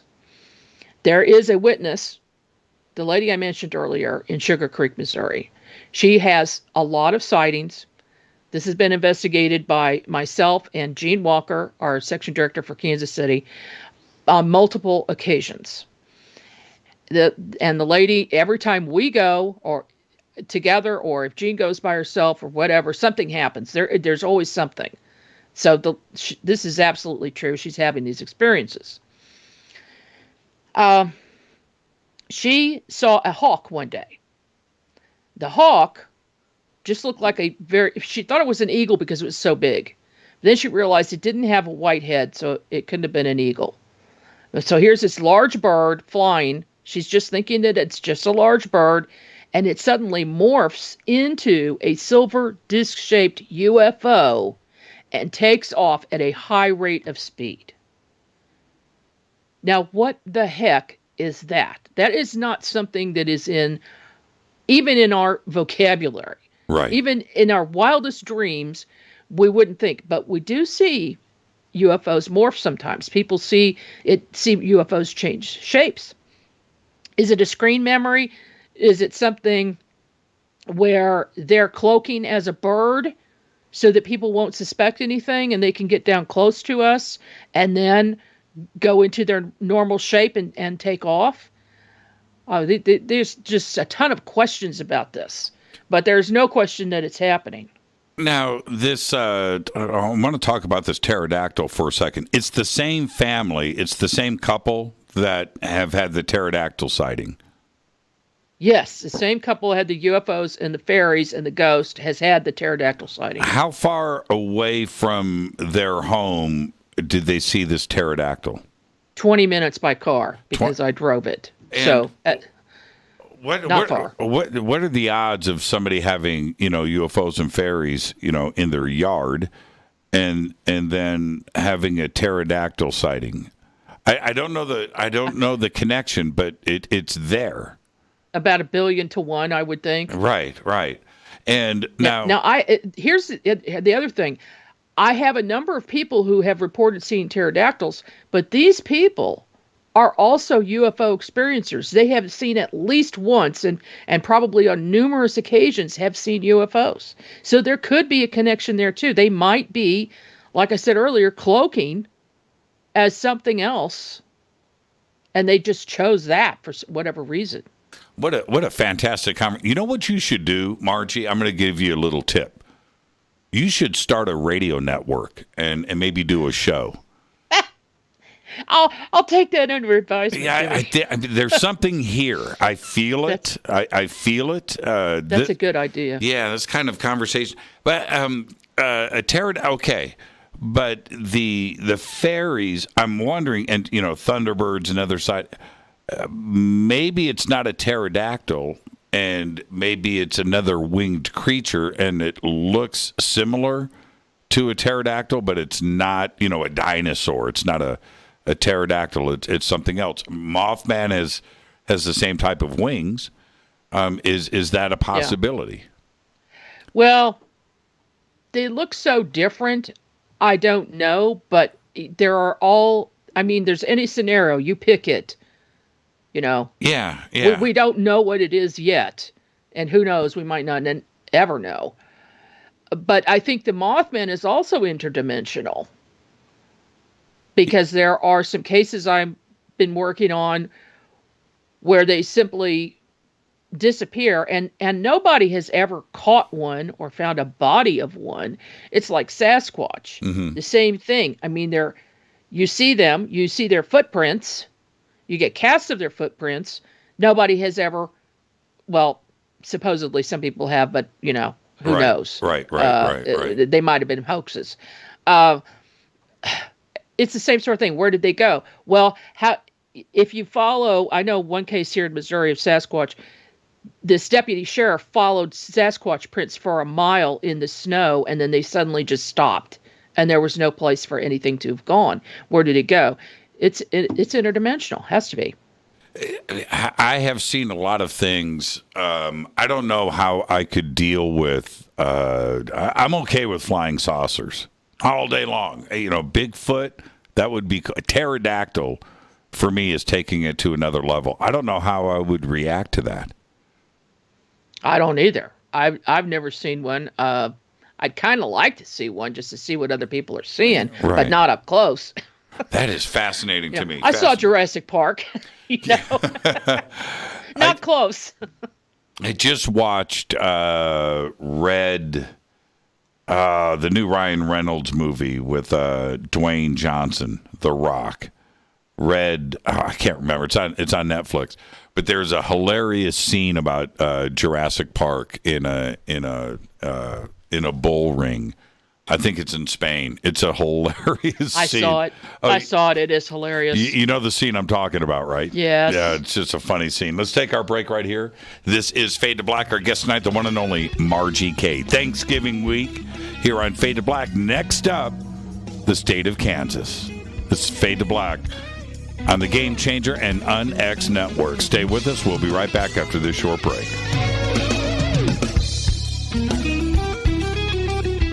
Hi everybody, this is Rob Halford, the Metal Guard on JimmyChurchRadio.com. Your 1 million gigawatt paranormal powerhouse, KUNX-DB, VX. Are you ready to read about true paranormal events? UNEX Media publishes non-fiction books about UFOs, ghosts and haunted places, time anomalies, cryptid creatures, and more. Just like KUNX-DB Radio, it's all about unexplained phenomena. Visit www.unexmedia.com to see our list of great book titles by Debbie Ziegelmeyer, Gene Walker, Devin Listrom, Wayne Lawrence, Bill Spicer, and yours truly, Margie K. That's unexmedia.com. Why is it we're not very good with our health regimen until it's too late? We don't put oil in the car until the engine blows up. When the body's out of balance, your health is not so good. Give your body some love. Log on to wtih.com. That's wtih.com. Try our Life Change Tea, which cleanses you from harmful intruders. A clean colon is one of the ways to bring the body in balance. We also carry organic supplements to help you get where you need to go. So do your body a favor. Log on to wtih.com. That's wtih.com. You can even visit our sales page to save some dough. Does anybody call money dough anymore? Anyway, if you're looking for short, helpful health tips, go to YouTube and punch in Health Matters Now. That's Health Matters Now. So, log on to wtih.com, shop, get balanced, then learn some cool tips at Health Matters Now. You'll be glad you did. That's wtih.com. This is Jimmy Church of Fade to Black, and I only drink Fade to Black blend coffee from River Moon. Just click on the River Moon coffee banner at jimmychurchradio.com. Promo code F2B Blend. This is the only way forward. This is Fade to Black. Make contact. When you're in the house for longer periods of time, you can see them flying or running across the floor. Ooh, yuck. They're unhealthy, gross, and disgusting. Bugs. I loathe bugs. We keep a clean home, but occasionally bugs show up. Well, I found something that is tougher than bugs. Orange Guard. On contact, it kills hidden bugs, including ants, roaches, and fleas. Plus, Orange Guard is a residual repellent. All of the ingredients of Orange Guard are on the FDA generally recognized as safe list. Orange Guard may be used around food, humans, and pets. It comes with a 30-day money-back guarantee. Orange Guard, available at orangeguard.com, Whole Foods, and Ace Hardware. Gold loves chaos, uncertainty, and disarray. History shows us what gold does when people aren't sure about the government, the stock market, their jobs, or their retirement savings. Our national debt is skyrocketing. Gold and other precious metals are a defense measure against inflation and a stock market that might take years to recover. So what can you do right now to protect yourself? Call United Gold Group. We offer gold and other precious metals delivered securely within 72 hours. Are you worried about the stock market? We can also help you set up a real gold or silver IRA or a 401k. Safe and secure. United Gold Group makes gold ownership affordable. Call now and get up to $2,500 in free gold or silver with a qualified IRA. Call 800-753-8534. That's 800-753-8534 or visit UnitedGoldGroup.com.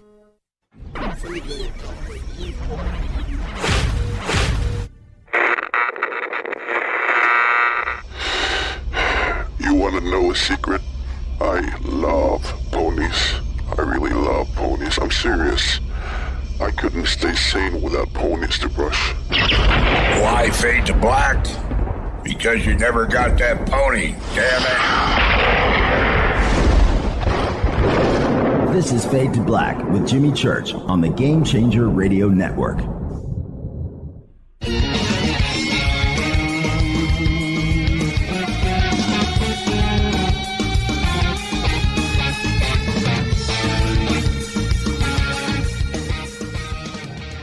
Welcome back, Fade to Black. I'm your host, Jimmy Church. Tonight, Margie K is with us. Next up, the great state of Kansas. And but before we get to that, Margie, I have an update from JT in Indy. And he said earlier that his granddaughter came in and lay down next to Grandma and said, "Hey, just saw me a UFO." And she said, "I saw the alien and the spaceship."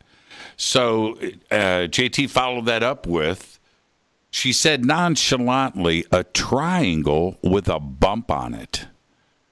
And he said, "I think tomorrow I'm going to have her draw a picture. Do you think that's a good idea?" I said, "Absolutely." And then he says, she was just so matter-of-fact and nonchalant about it. Wow. Yeah. Now, JT's listening right now. What kind of advice would you have? Are you a grandmother? Yes, I am. How many grandkids? I'm jealous. 7. Oh, what? Yeah. Oh, man. What are their names?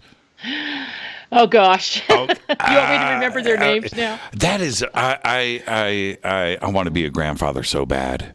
I do. Okay, so anyway, what do you encourage a child of that age? Or you just let it go? I think this is not the first time that child has seen that, and that's why it wasn't shocking to them. So I would say that if they're still speaking about it matter-of-factly, then you should speak about it in the same manner and just ask some questions. You don't want to be excited, right? You don't want to freak anybody out. Don't make the child nervous at all. Right. Just act like this is a normal everyday thing, and you'll get the answer. And you can ask them if they've seen it before, if they've seen the ET before, if they've seen Alien, and where. And don't be surprised if the answers come and they're visiting inside the house too. Do you really want to find that out? Yeah. Woof. Well, here's the thing. I tell everybody, they have the scary movies and the people talk about abductions all the time and the reptilians and the evil aliens. Well, the thing is that in my experience, I've done over 1,200 cases. And not one of those cases, and including my own, I have my own experiences. Mm-hmm. I've only had 2 cases where there was something negative about it. Now, and if you take a look at the Free Foundation, Ray Hernandez, they did a huge study with thousands of people. Overwhelmingly, percentage-wise, the people had positive experiences with ETs. So my consensus is they are here to help us, not to hurt us. And according to Thor, they're here to help, at least his mission is to help advance consciousness. Right. But there are other reasons. People are healed by ETs all the time, me included. So that's my take on it. And I see no reason to believe that this child is having a negative experience, especially since they don't appear to be upset about it. I've had I've got a ghost in this house, right? I do. But I've just resigned in my mind, rather than go into panic mode or set up cameras and bust out meters and go through that. I'm just going to leave it go. I've accepted the fact that I've got stuff moving around in my home, right? and that's it. I just don't want to know. I don't want to know who it is. I don't know. I just don't want to know. So I put the shoes back. I put the stuff back. If something has moved, I'm not panicking. When it first started happening, Margie, I laughed and I looked in the mirror in my bedroom and at myself, and I went, "I've got a ghost. This is cool." And then it continued, and I started to mess. I started to freak myself out, and I've just let it go. I just let it go. I was going to set up cameras and do this whole paranormal thing. And you know what? I don't want to see stuff move. I don't want it caught on camera. Not in my home. Somebody else's house, that's okay. But here, yeah. I'm just going to let it slide. That's advice that I give a lot of people. I've done a lot of paranormal investigations and had interactions with ghosts. If they are a negative or a trickster, because a lot of times they just want attention or they want to tell you something. And then other times they just want to play jokes on people. If you ignore them, the more you ignore them, the less they will do things. The less they'll bother you. So if you don't talk about it in your house, and if you see something missing and, just go on. I've got one here in my office. He's very persistent. He does all kinds of things. He hides things. And then just the other day, I was looking for something really important. I had it on my desk, and I turned around and I looked everywhere. I cleared off my entire desk, I put everything back, and then the thing just appeared right in the middle of my desk. So he's just joking around and playing tricks. Now, if it gets super negative, then you probably need to call in somebody for some help. But it sounds to me like they're just a trickster. Yeah. I think that's the best way to approach it. I just don't want to know. And this is the thing. We've all seen, Ghost Adventures and these paranormal TV shows and a voice in the background, and you see it on TV. It's whatever. But it happened to me during a ghost investigation. And we were on the Queen Mary on Halloween last year. And, so we've got multiple crews and live streaming and this big TV production. And it was wonderful. It was a great experience. And so we had like 3 teams on this ship. And we were down in this room. Not to get into the story. I want to get to Kansas. But so we're sitting there, and I'm with Tony Rathman, Tony, and his wife, Cherie, and we've got about 10 people in this suite. And at this quiet moment, I've got the cameras, 3 camera dudes and the sound guy with the boom. He's right here. And so they're on this side of me. Tony's sitting in front of me. Cherie is to his right. At that moment, quiet, I hear this female voice go, and it came from up here, right? And I look, and Tony looks, and Tony looked over his shoulder. We all heard it, but Tony and I, one of these, I was like, what? and it was loud, and so when it happens to you, then you start to realize that there was something going on. I mean, it was real. It was crazy. It was crazy. Yeah. I walked to my car that night, left the ship, and I'm walking across the parking lot, and I said to myself, I heard a voice. I said it to myself out loud, and I was stunned. All right, so Kansas, what's going on in Kansas? Well, I don't do a whole lot of investigating in Kansas, but I have a case that I've been working on for about a year that came to me, just to me directly. And there's a lot going on with this person. Basically, he lives out in the country on a 200-year-old piece of a farm that's been in his family for about 200 years. And he started having experiences when he was a child. He would see these lights outside of his house. And these balls of light would come in and come towards him. And later in the evening he would look outside late at night. If he got up in the middle of the night, he'd look out there. And the lights would seemingly know that he was looking at them. And so they would come from across the field and come over to his window. And, he wasn't scared of them. He just wondered what they were, about the size of a baseball or a softball, these whitish blue lights. And then they would just go back out into the field. Now, I've had a number of cases just like this, by the way.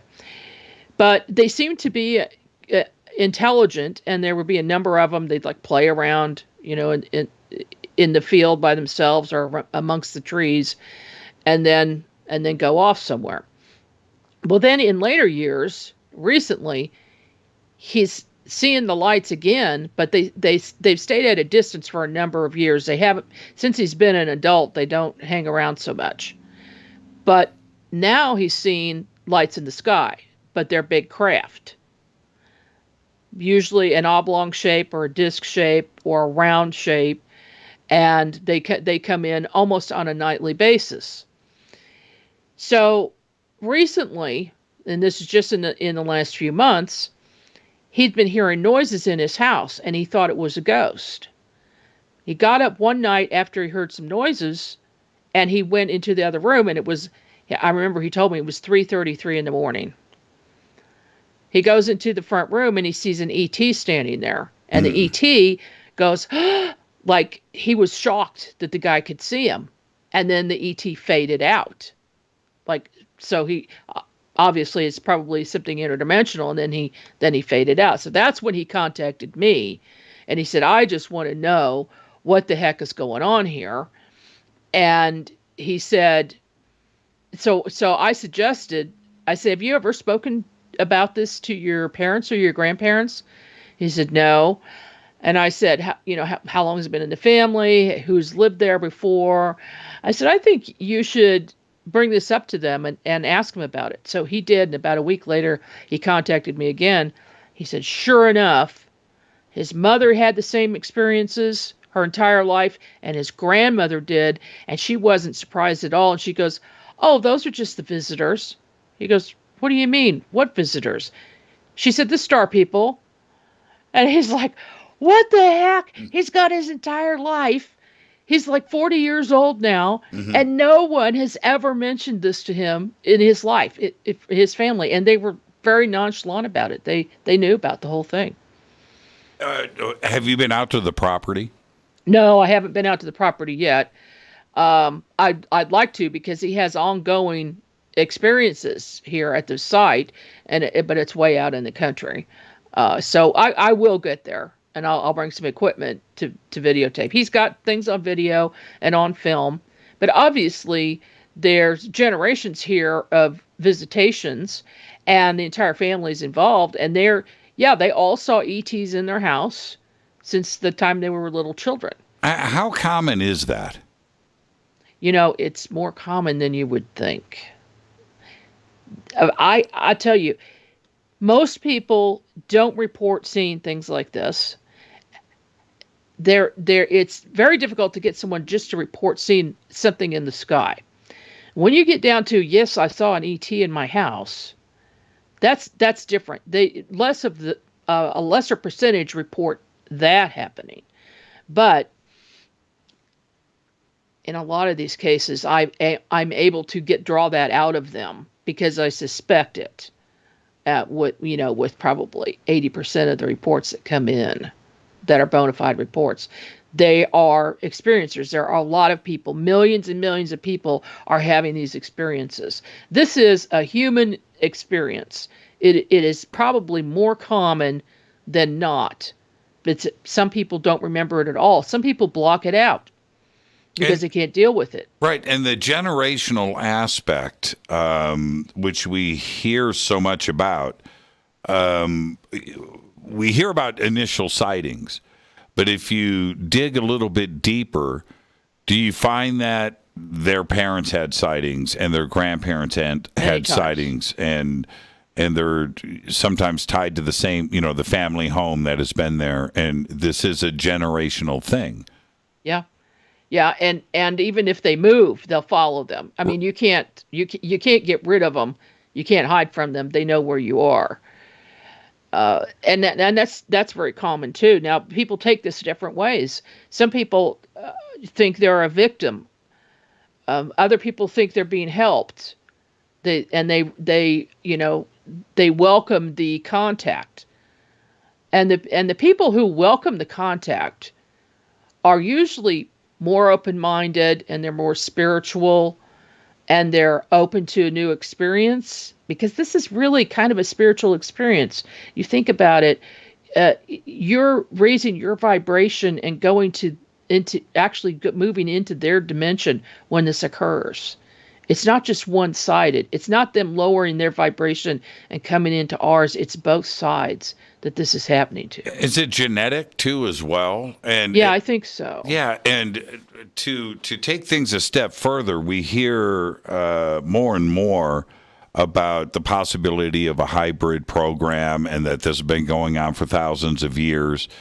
And could that be, when I say genetically, that there is something that is happening in a generational sense from grandparents to their children and to the children, where ET may be monitoring the progress of what is going on? Yeah, and you can take it even further than that, because a lot of these cases, when I ask what their heritage is, they will say Celtic, Scots-Irish, or Native American. And I tell you, probably 95% of the cases, that's the case. And if people don't know about their bloodline, just get on Ancestry.com and start searching, and you'll find it out. For me, I'm Scots-Irish. And I believe that the contact came down through that line, through my father's side. Because all of these strange things that happened to my family going back generations that we know about, that has to be it. There has to be a connection. They're probably, like Zecharia Sitchin said, and so many other people, the theory that we are a creation of certain ETs and they're monitoring us and helping us. I just had a contactee tell me that she had a visitation, and she asked, "Why are you here?" And they said, and they were actually putting something in her brain, putting an implant in her brain at the time. And she telepathically asked, "Why are you doing that?"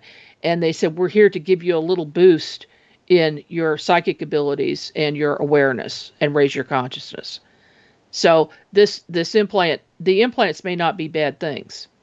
And I've had other people say that they found out from the ETs that it was something to monitor their health and help them with a health issue to keep it under control. Now, this contactee in Kansas, did he describe the being in the living room and what he looked like, or she? Yeah. He said, well, he didn't know if it was a he or she. He got the feeling that it was a he, and it was about 3 feet tall. It was a light gray color with long arms, longer than ours would be, but a humanoid that was somewhat muscular but very thin. and then a large head and large eyes. Was that the only visitation? Was that the only contact? That's the only one. He said he senses them around other times, but he hasn't seen them except that time. And the craft, when they finally started to arrive at the property, they were off at a distance for a time. What were those consisting of? Did he describe those? Various shapes: oblong, circular, disc-shaped, and then in one case, it was cigar shaped, but it had appendages coming off of it. Some type of a long appendage with like round balls at the end of it. And I've had a report in Kansas City a few years ago where like 30 people saw something like that too. And those are more unusual, much more unusual. I can't imagine what they're for unless it might have been getting ready to land. But these seem to go in all directions, these appendages. It sounds like, what was his comment, or what did you think? That sounds like they're coming from Oklahoma, right? Do you think that there is a base out there and they're just stationed at that base? I don't know if that's related. This one, I want to say it's, 200 or 300 miles from the Oklahoma case. I don't know if that's related. I kind of think not. Right. Because it's been generations at the same location. Right. Well, that's a fascinating case. Is Oklahoma, or Kansas, I should say. I said Oklahoma, my bad. Are they seeing the same increase in sightings, the same ratio as Missouri?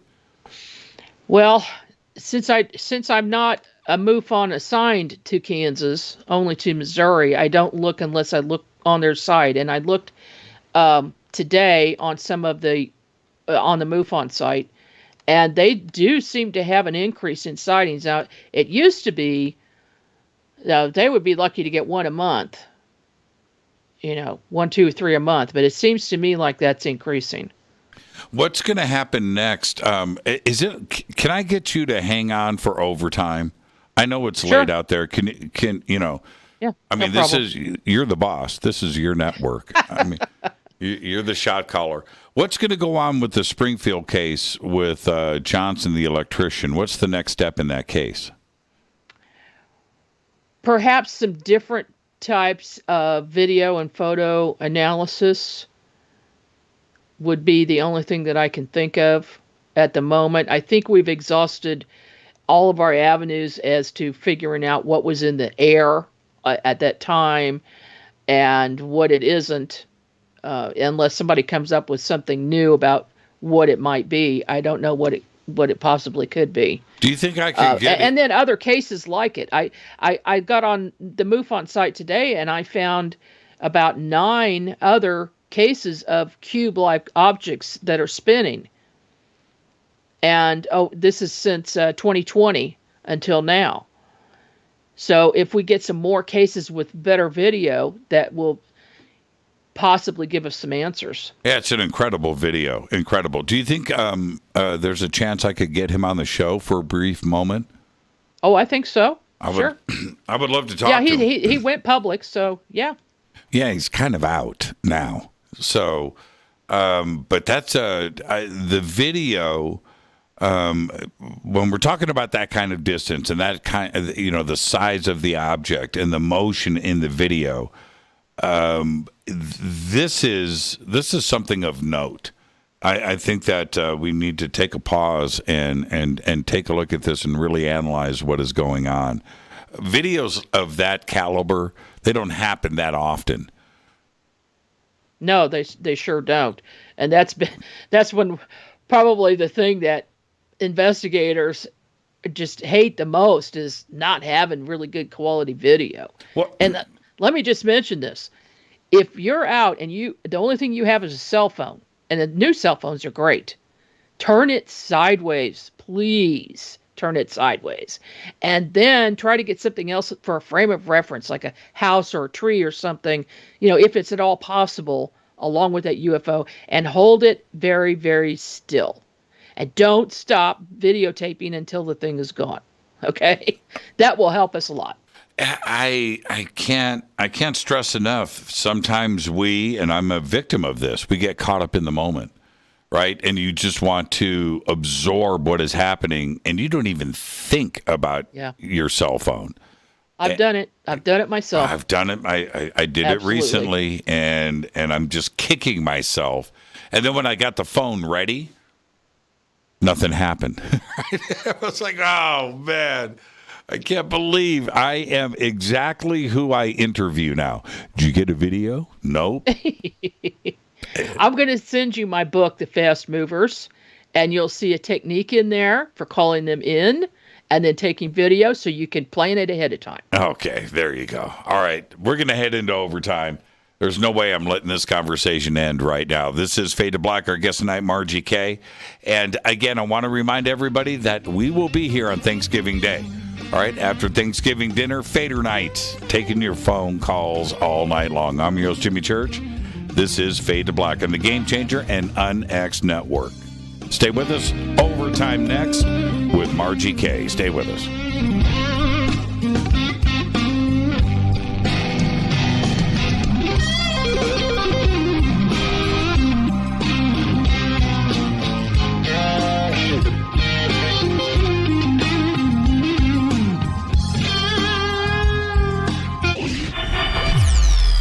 You're listening to Jimmy Church and Fade to Black on the X. Hey, what up, y'all? It's your girl Vivica Fox here, and you are listening to my boy, Jimmy Church, on jimmychurchradio.com. Despite popular opinion, reading a book will not make you smarter. But listening to Jimmy Church will. This is Jimmy Church of Fade to Black, and I take Life Change Tea supplements every single day. It's what I do. Click on their banner at jimmychurchradio.com. Are you ready to read about true paranormal events? UNEX Media publishes nonfiction books about UFOs, ghosts and haunted places, time anomalies, cryptid creatures, and more. Just like KUNXDB Radio, it's all about unexplained phenomena. Visit www.unxmedia.com to see our list of great book titles by Debbie Ziegelmeyer, Gene Walker, Devin Listrom, Wayne Lawrence, Bill Spicer, and yours truly, Margie K. That's unxmedia.com. When you take the beans from Central America with dashes of Indonesian and African mixed in and then roast it to the dark side of Fade to Black, you create the ultimate brew of fringe. Introducing the Fade to Black blend from Rivermoon Coffee. Yes, Rivermoon's darkest customized roast was created for the love of Fade to Black. The alchemy of masterful roasting and smoking the beans is in every sip of this full-bodied, dark Java. I need my coffee dark, deep, with distinct bittersweet chocolate highlights, just like the bunker. Leaning further into the darkness of the roast is Fade to Black blend from Rivermoon Coffee. Just click on the banner at jimmychurchradio.com and use the promo code F2B Blend for 15% off of your order today. This is Billy Carson with ForbiddenKnowledge.tv. Forbidden Knowledge TV has just reached its 1-year anniversary. That's right, 1 year. And as a show of appreciation, we are giving all new subscribers a free 30-day trial of ForbiddenKnowledge.tv. That's 30 days to binge watch thousands of movies, documentaries, conferences, workshops, lectures, yoga classes, meditation courses, and so much more. So log on to ForbiddenKnowledge.tv from your computer or mobile device, or get the Forbidden Knowledge TV app on Apple TV, Roku, Amazon, iTunes, or Google Play today, and use coupon code 30daysfree. That's coupon code 30 days free on ForbiddenKnowledge.tv today. Are you intrigued by Paranormal Talk Radio? You'll love the new Paranormal Radio app from TalkStream Live.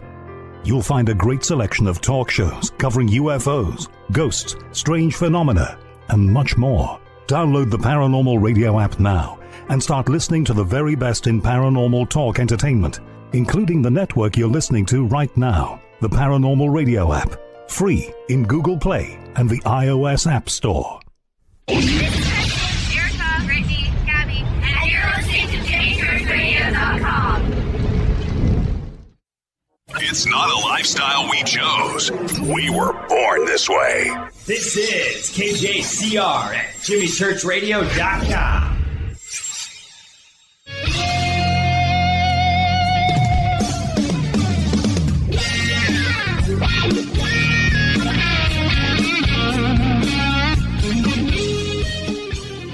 Welcome back. Fade to Black. I am your host, Jimmy Church. Our guest tonight, Margie K. Overtime.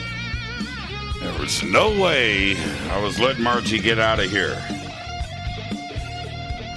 Overtime. And Margie, with overtime, I'd like to loosen up a little bit and have some fun with the conversation. But I wanted to, what's it like to hear your commercial play?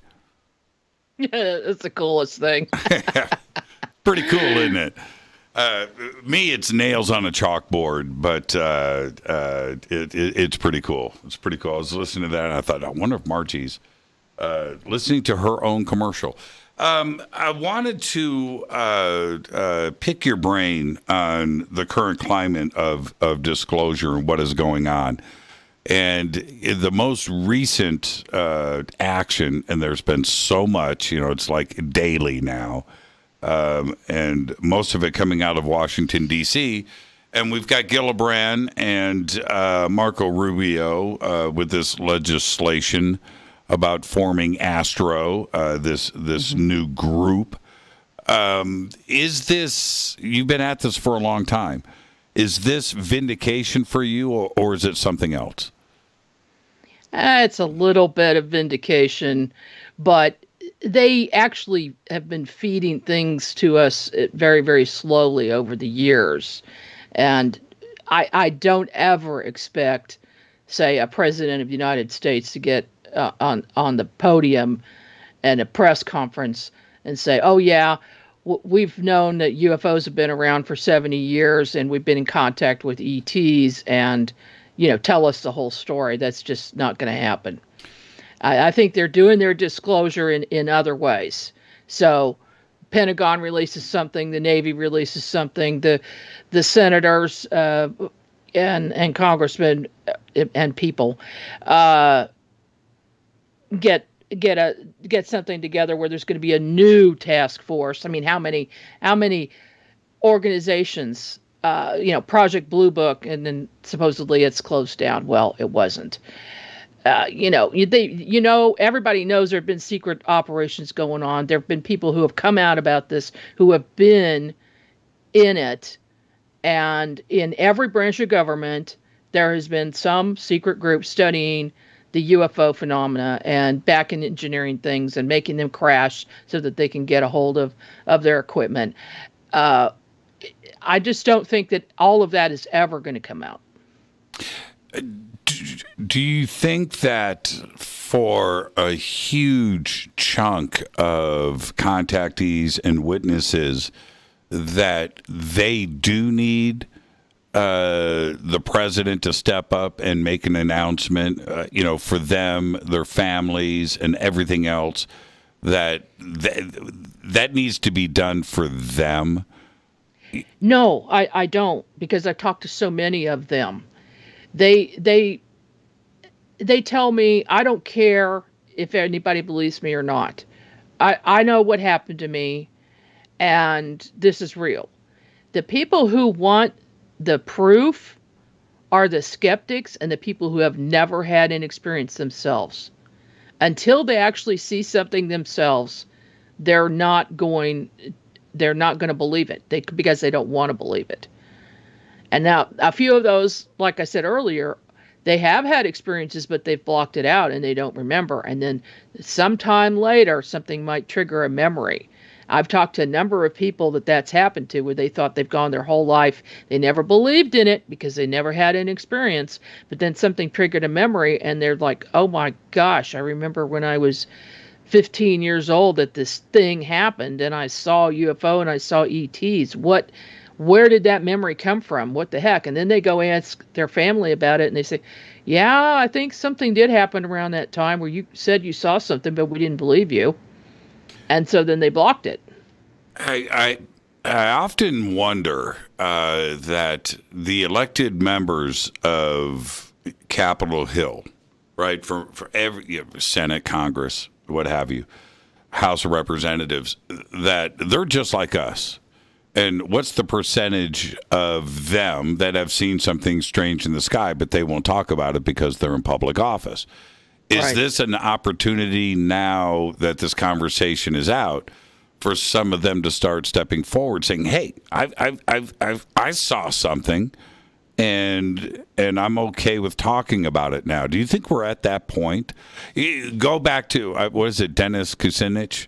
Right, yeah. Blew his presidential race by bringing this up at a debate.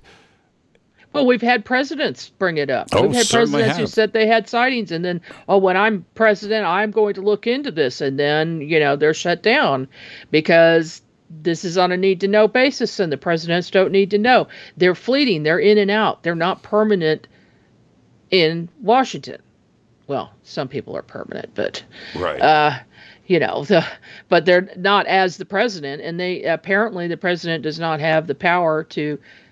And if he does have the power, or she, who's to say that they're not going to find out something that they agree they cannot reveal?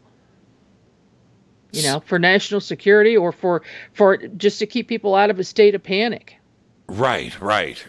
Now, and taking things a step further, when the UAP task force report was released back on June 25th, and I know that you were chomping at the bit to read that like the rest of us were, and we go and we read it, and the statements in the report, in a nutshell, right, to paraphrase everything, is we don't know anything, right? Yeah. The only thing that we can say is it's not us. Do you think that's being truthful? Well, I think that is being truthful to a certain extent, because there are different departments within the different branches of the military. Some know much more than others. Right. Now, there's probably a black ops program that's deep, dark secret that nobody knows about, but it exists. And those are the ones who are actually having contact with the ETs and working with them. Yeah, that would make sense. I just had a clarity moment. That would make a lot of sense in that those that drafted the report didn't have access to information. So to them, they know nothing. Yeah. Right? And those that do know are not reporting back to those that were getting this report ready for the Senate. Exactly. Yeah, that's my take on it. So, and the other part is the government, and I know I've made a lot of public statements about this, but is the government suddenly, the DOD, the DIA in Washington, D.C., are they suddenly the UFO community's friend? Right? Or do we need to be a little bit cautious about what's happening? No, I don't think they're our friend. Just as an example, here at our Mufon meetings that we have in Kansas City, we have probably from the FBI, but definitely government agents come to almost every single one of our meetings and have been for many years. And they do the same routine. They sit in the back. They don't sign in. They don't talk to anybody. They sit and take notes. They wear a suit. They come in late. They leave early. So there's no interaction with people. But we've also had a very strange thing happen once. 3 of them started coming to events. And one evening I had a particular speaker come in, and she was talking about a big case. And the 3 of them just got up and literally ran out of the room after she said a particular thing. And it obviously was very, very important, and they needed to get out and tell their superiors what was going on. But they're so darned obvious. And the thing is, we're investigating, but we don't know any more than they do. They probably know more than we do about it. Now, I wouldn't be doing my job if I didn't say what was said. I can't say. Well, isn't it a public meeting, Mufon? It was a public meeting, and we decided after that we were going to shut down talking about that particular case to protect the witness and because there's multiple witnesses involved, and it's a huge case. Okay, so at that moment, I'm going to get it out of you. You watch. You watch. Not on the air, you're not. Just watch how I do this. But what was she referencing at that moment? Was it a government detail? Was it an ET detail that would cause them to react? Did it seem secretive to you? It seemed like they wanted to keep a secret, and it seemed like the secret was out of the bag. It's definitely ET related. What and in a particular place. It was about a location in Missouri. It was and I mean it's about a location and a thing that happened. Yeah. So and they thought, see, we didn't realize the ramifications or how important it was until that moment. Until they got up and ran. Was it a landing? No. It was just a simple appearance. There were no craft involved. So E.T. appeared in Missouri. Yeah.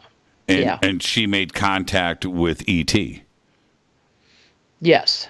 And video, pictures? There is some video, but it's not going to be released. Okay, but all of this was spoken about at that moment. So, yes. So these three agents knew that. How many ETs were there? I think 3. 3. And it sounds to me like these 3 agents knew that this happened, and she confirmed it, and they probably had to dash out and say, yes, that event actually happened. Yeah, I mean, obviously they were keeping tabs on this case, and we found out since that this is an ongoing case. It hasn't stopped. Right. Since then. It's been going on for 4 years. 4 years. Yes. And so at one point, we put the stop on any discussion about it. And here I am talking about it. But I just wanted to give that example that the government is watching the things that we do, and we know it. But I just don't see how we know any more than they do as investigators, because they can go into, for instance, the Mufon website and look at this stuff all the time, all day long, to see these case files. But yet they still come to our meetings and tap our phones. Right. And see, I got all the details out of you. Yeah, that was pretty good. Yeah, you're pretty sneaky. Yeah, I'm pretty sneaky about that. That was and how long have I'm going to get fired.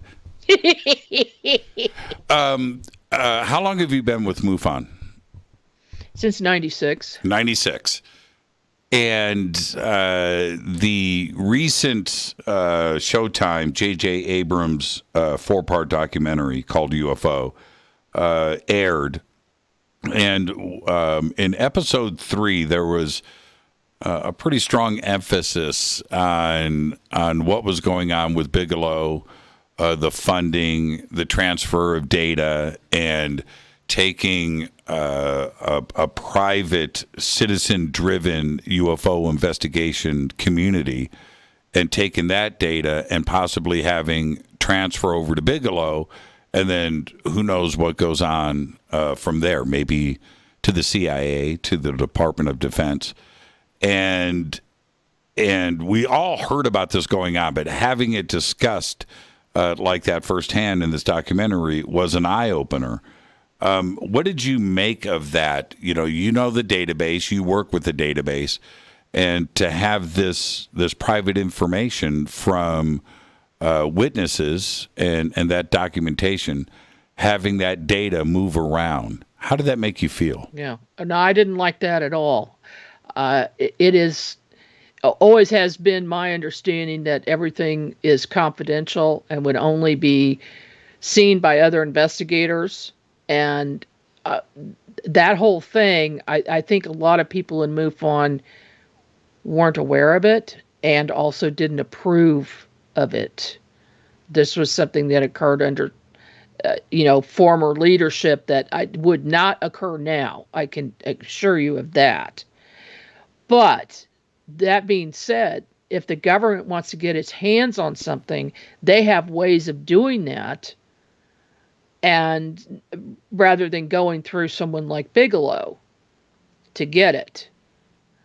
And I will also say that very, very few, if any, of the witnesses that I have spoken with have actually had a visitation from anybody in the government.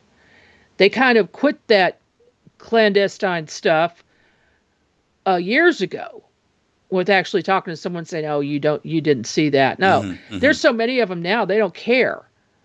And it's come out more in the public now that they don't care so much about that. It's only the really, I want to say big case. If I say big case, that means there's a lot of evidence. There's maybe multiple witnesses. There's some kind of residual effect going on where people have been physically affected by it. And it's ongoing and doesn't stop.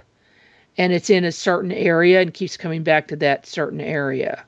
It's in cases like those when we see government involvement. Otherwise, no. People don't. Did it surprise you? I had heard the numbers thrown around over the years, but to hear about this money that was going to be put into Mufon, I thought it was shockingly low.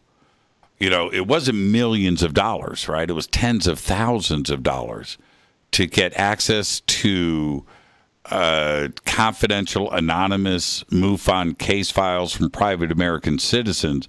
Seems like, to me, kind of sold out pretty cheaply. I was so surprised about that. Yeah, that too. And the other thing is, I really don't think they've done anything as far as contacting those witnesses. There's so many of them. There's so many thousands and thousands. What are they going to do with that information? Right. I don't think they're going to do anything with it. I know that you're with Mufon now, and some of these questions are, pretty sensitive. But did that data, is it secure?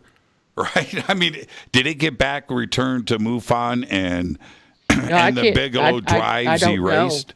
I don't know. I am an assistant state director, and I focus on the state of Missouri.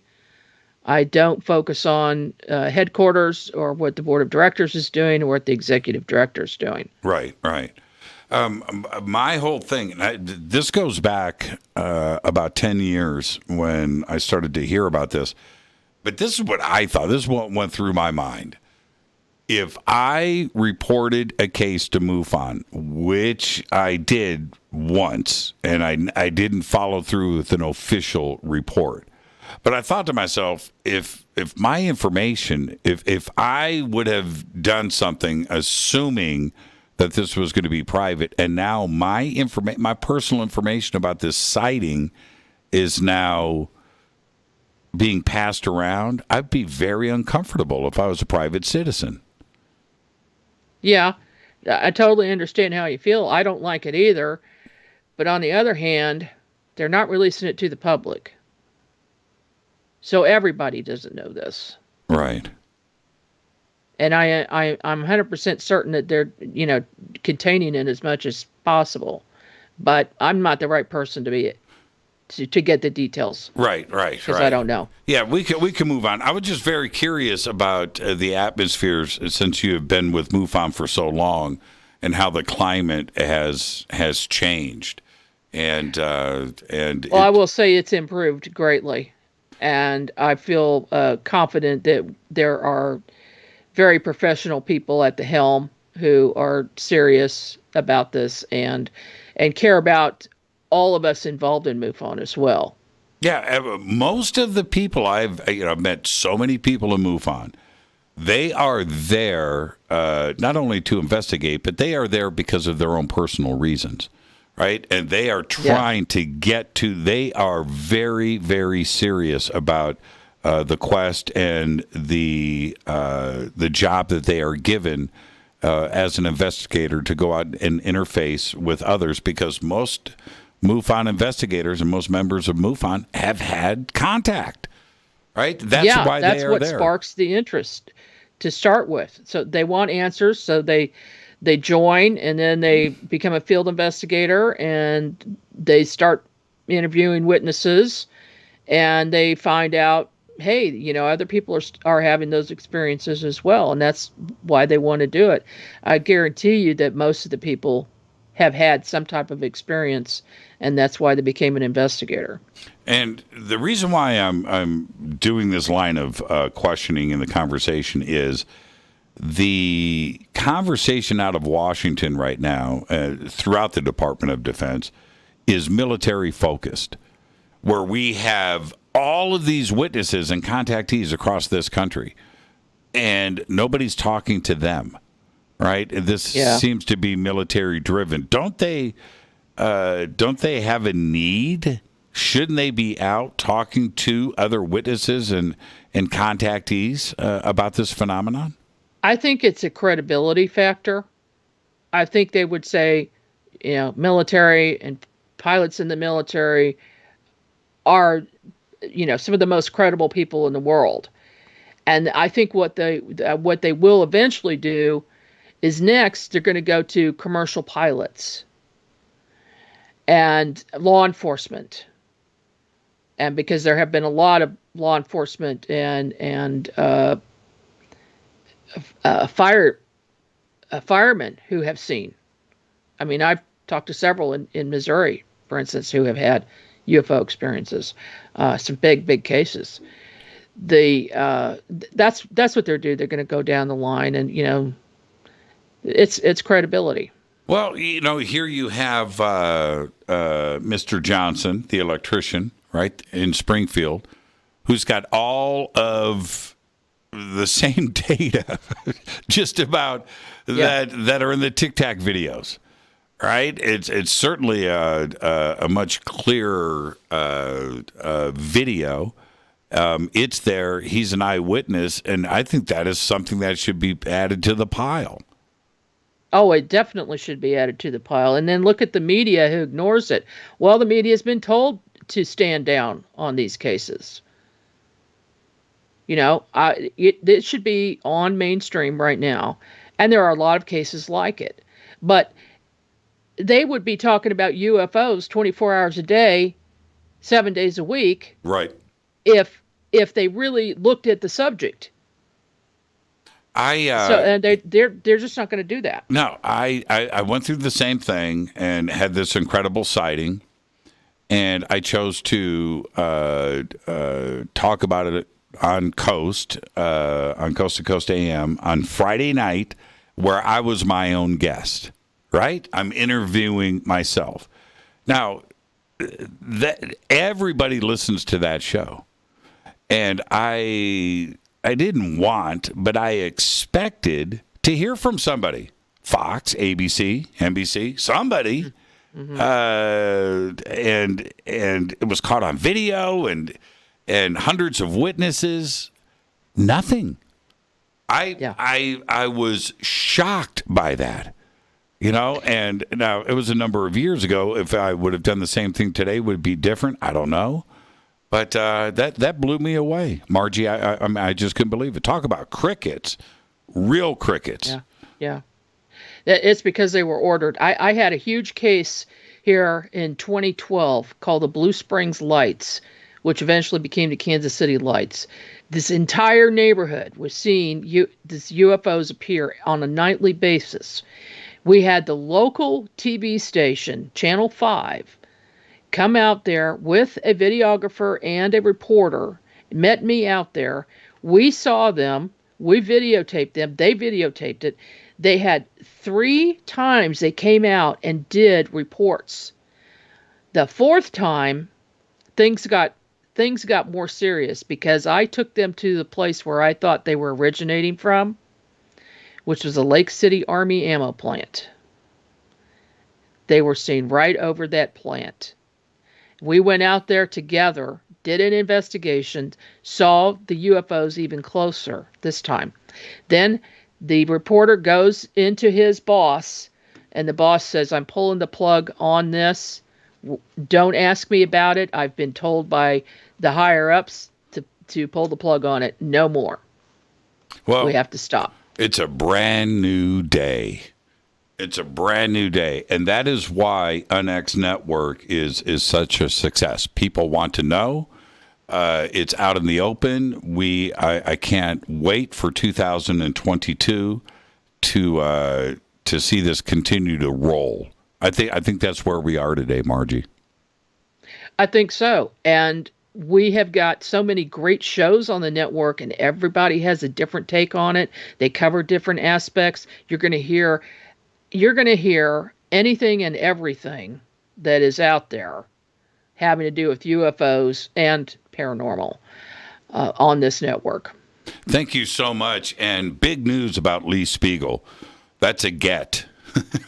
Yeah. I am thrilled to death to have Lee with us. That's absolutely amazing. Super. And nothing but bigger things to come. Margie, what an amazing night on the show. And now you're doing news segments. I've only got about 30 seconds. Your network's going to cut me off.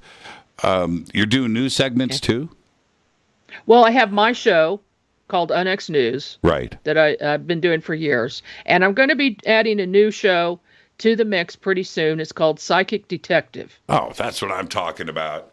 Yeah. Margie K. Thank you so much, Margie, and thank you for overtime tonight. And I'll just talk to you tomorrow. All right. Sounds great. Thanks, Jimmy. Have a great night. Margie K., the UNEX Network, and everybody can go. You know where it's at, unexnetwork.com. All of the links are up throughout social media and over at jimmychurchradio.com. What a great night on the show. And tomorrow night, Dave Schrader is here for Schrader Night, and that is happening tomorrow, so I'll see everybody tomorrow night. Fade to Black is produced by Hilton J. Palm, Renee, Dennis, and Kevin. Announcers are Steve Harder, Gene Vito, and Mark D. Kovar. Webmaster is Drew the Geek. Music, Doug Aldridge. Intro, Spaceboy, spaceboymusic.com. Fade to Black is produced by KJCR for the Game Changer Network, and this broadcast is owned and copyrighted 2021 by Fade to Black and the Game Changer Network, Inc. It cannot be rebroadcast, downloaded, copied, or used anywhere in the known universe without written permission from Fade to Black or the Game Changer Network. I'm your host, Jimmy Church. Until tomorrow night with Darkness Dave, I want everybody to be safe. It's time to fade to black.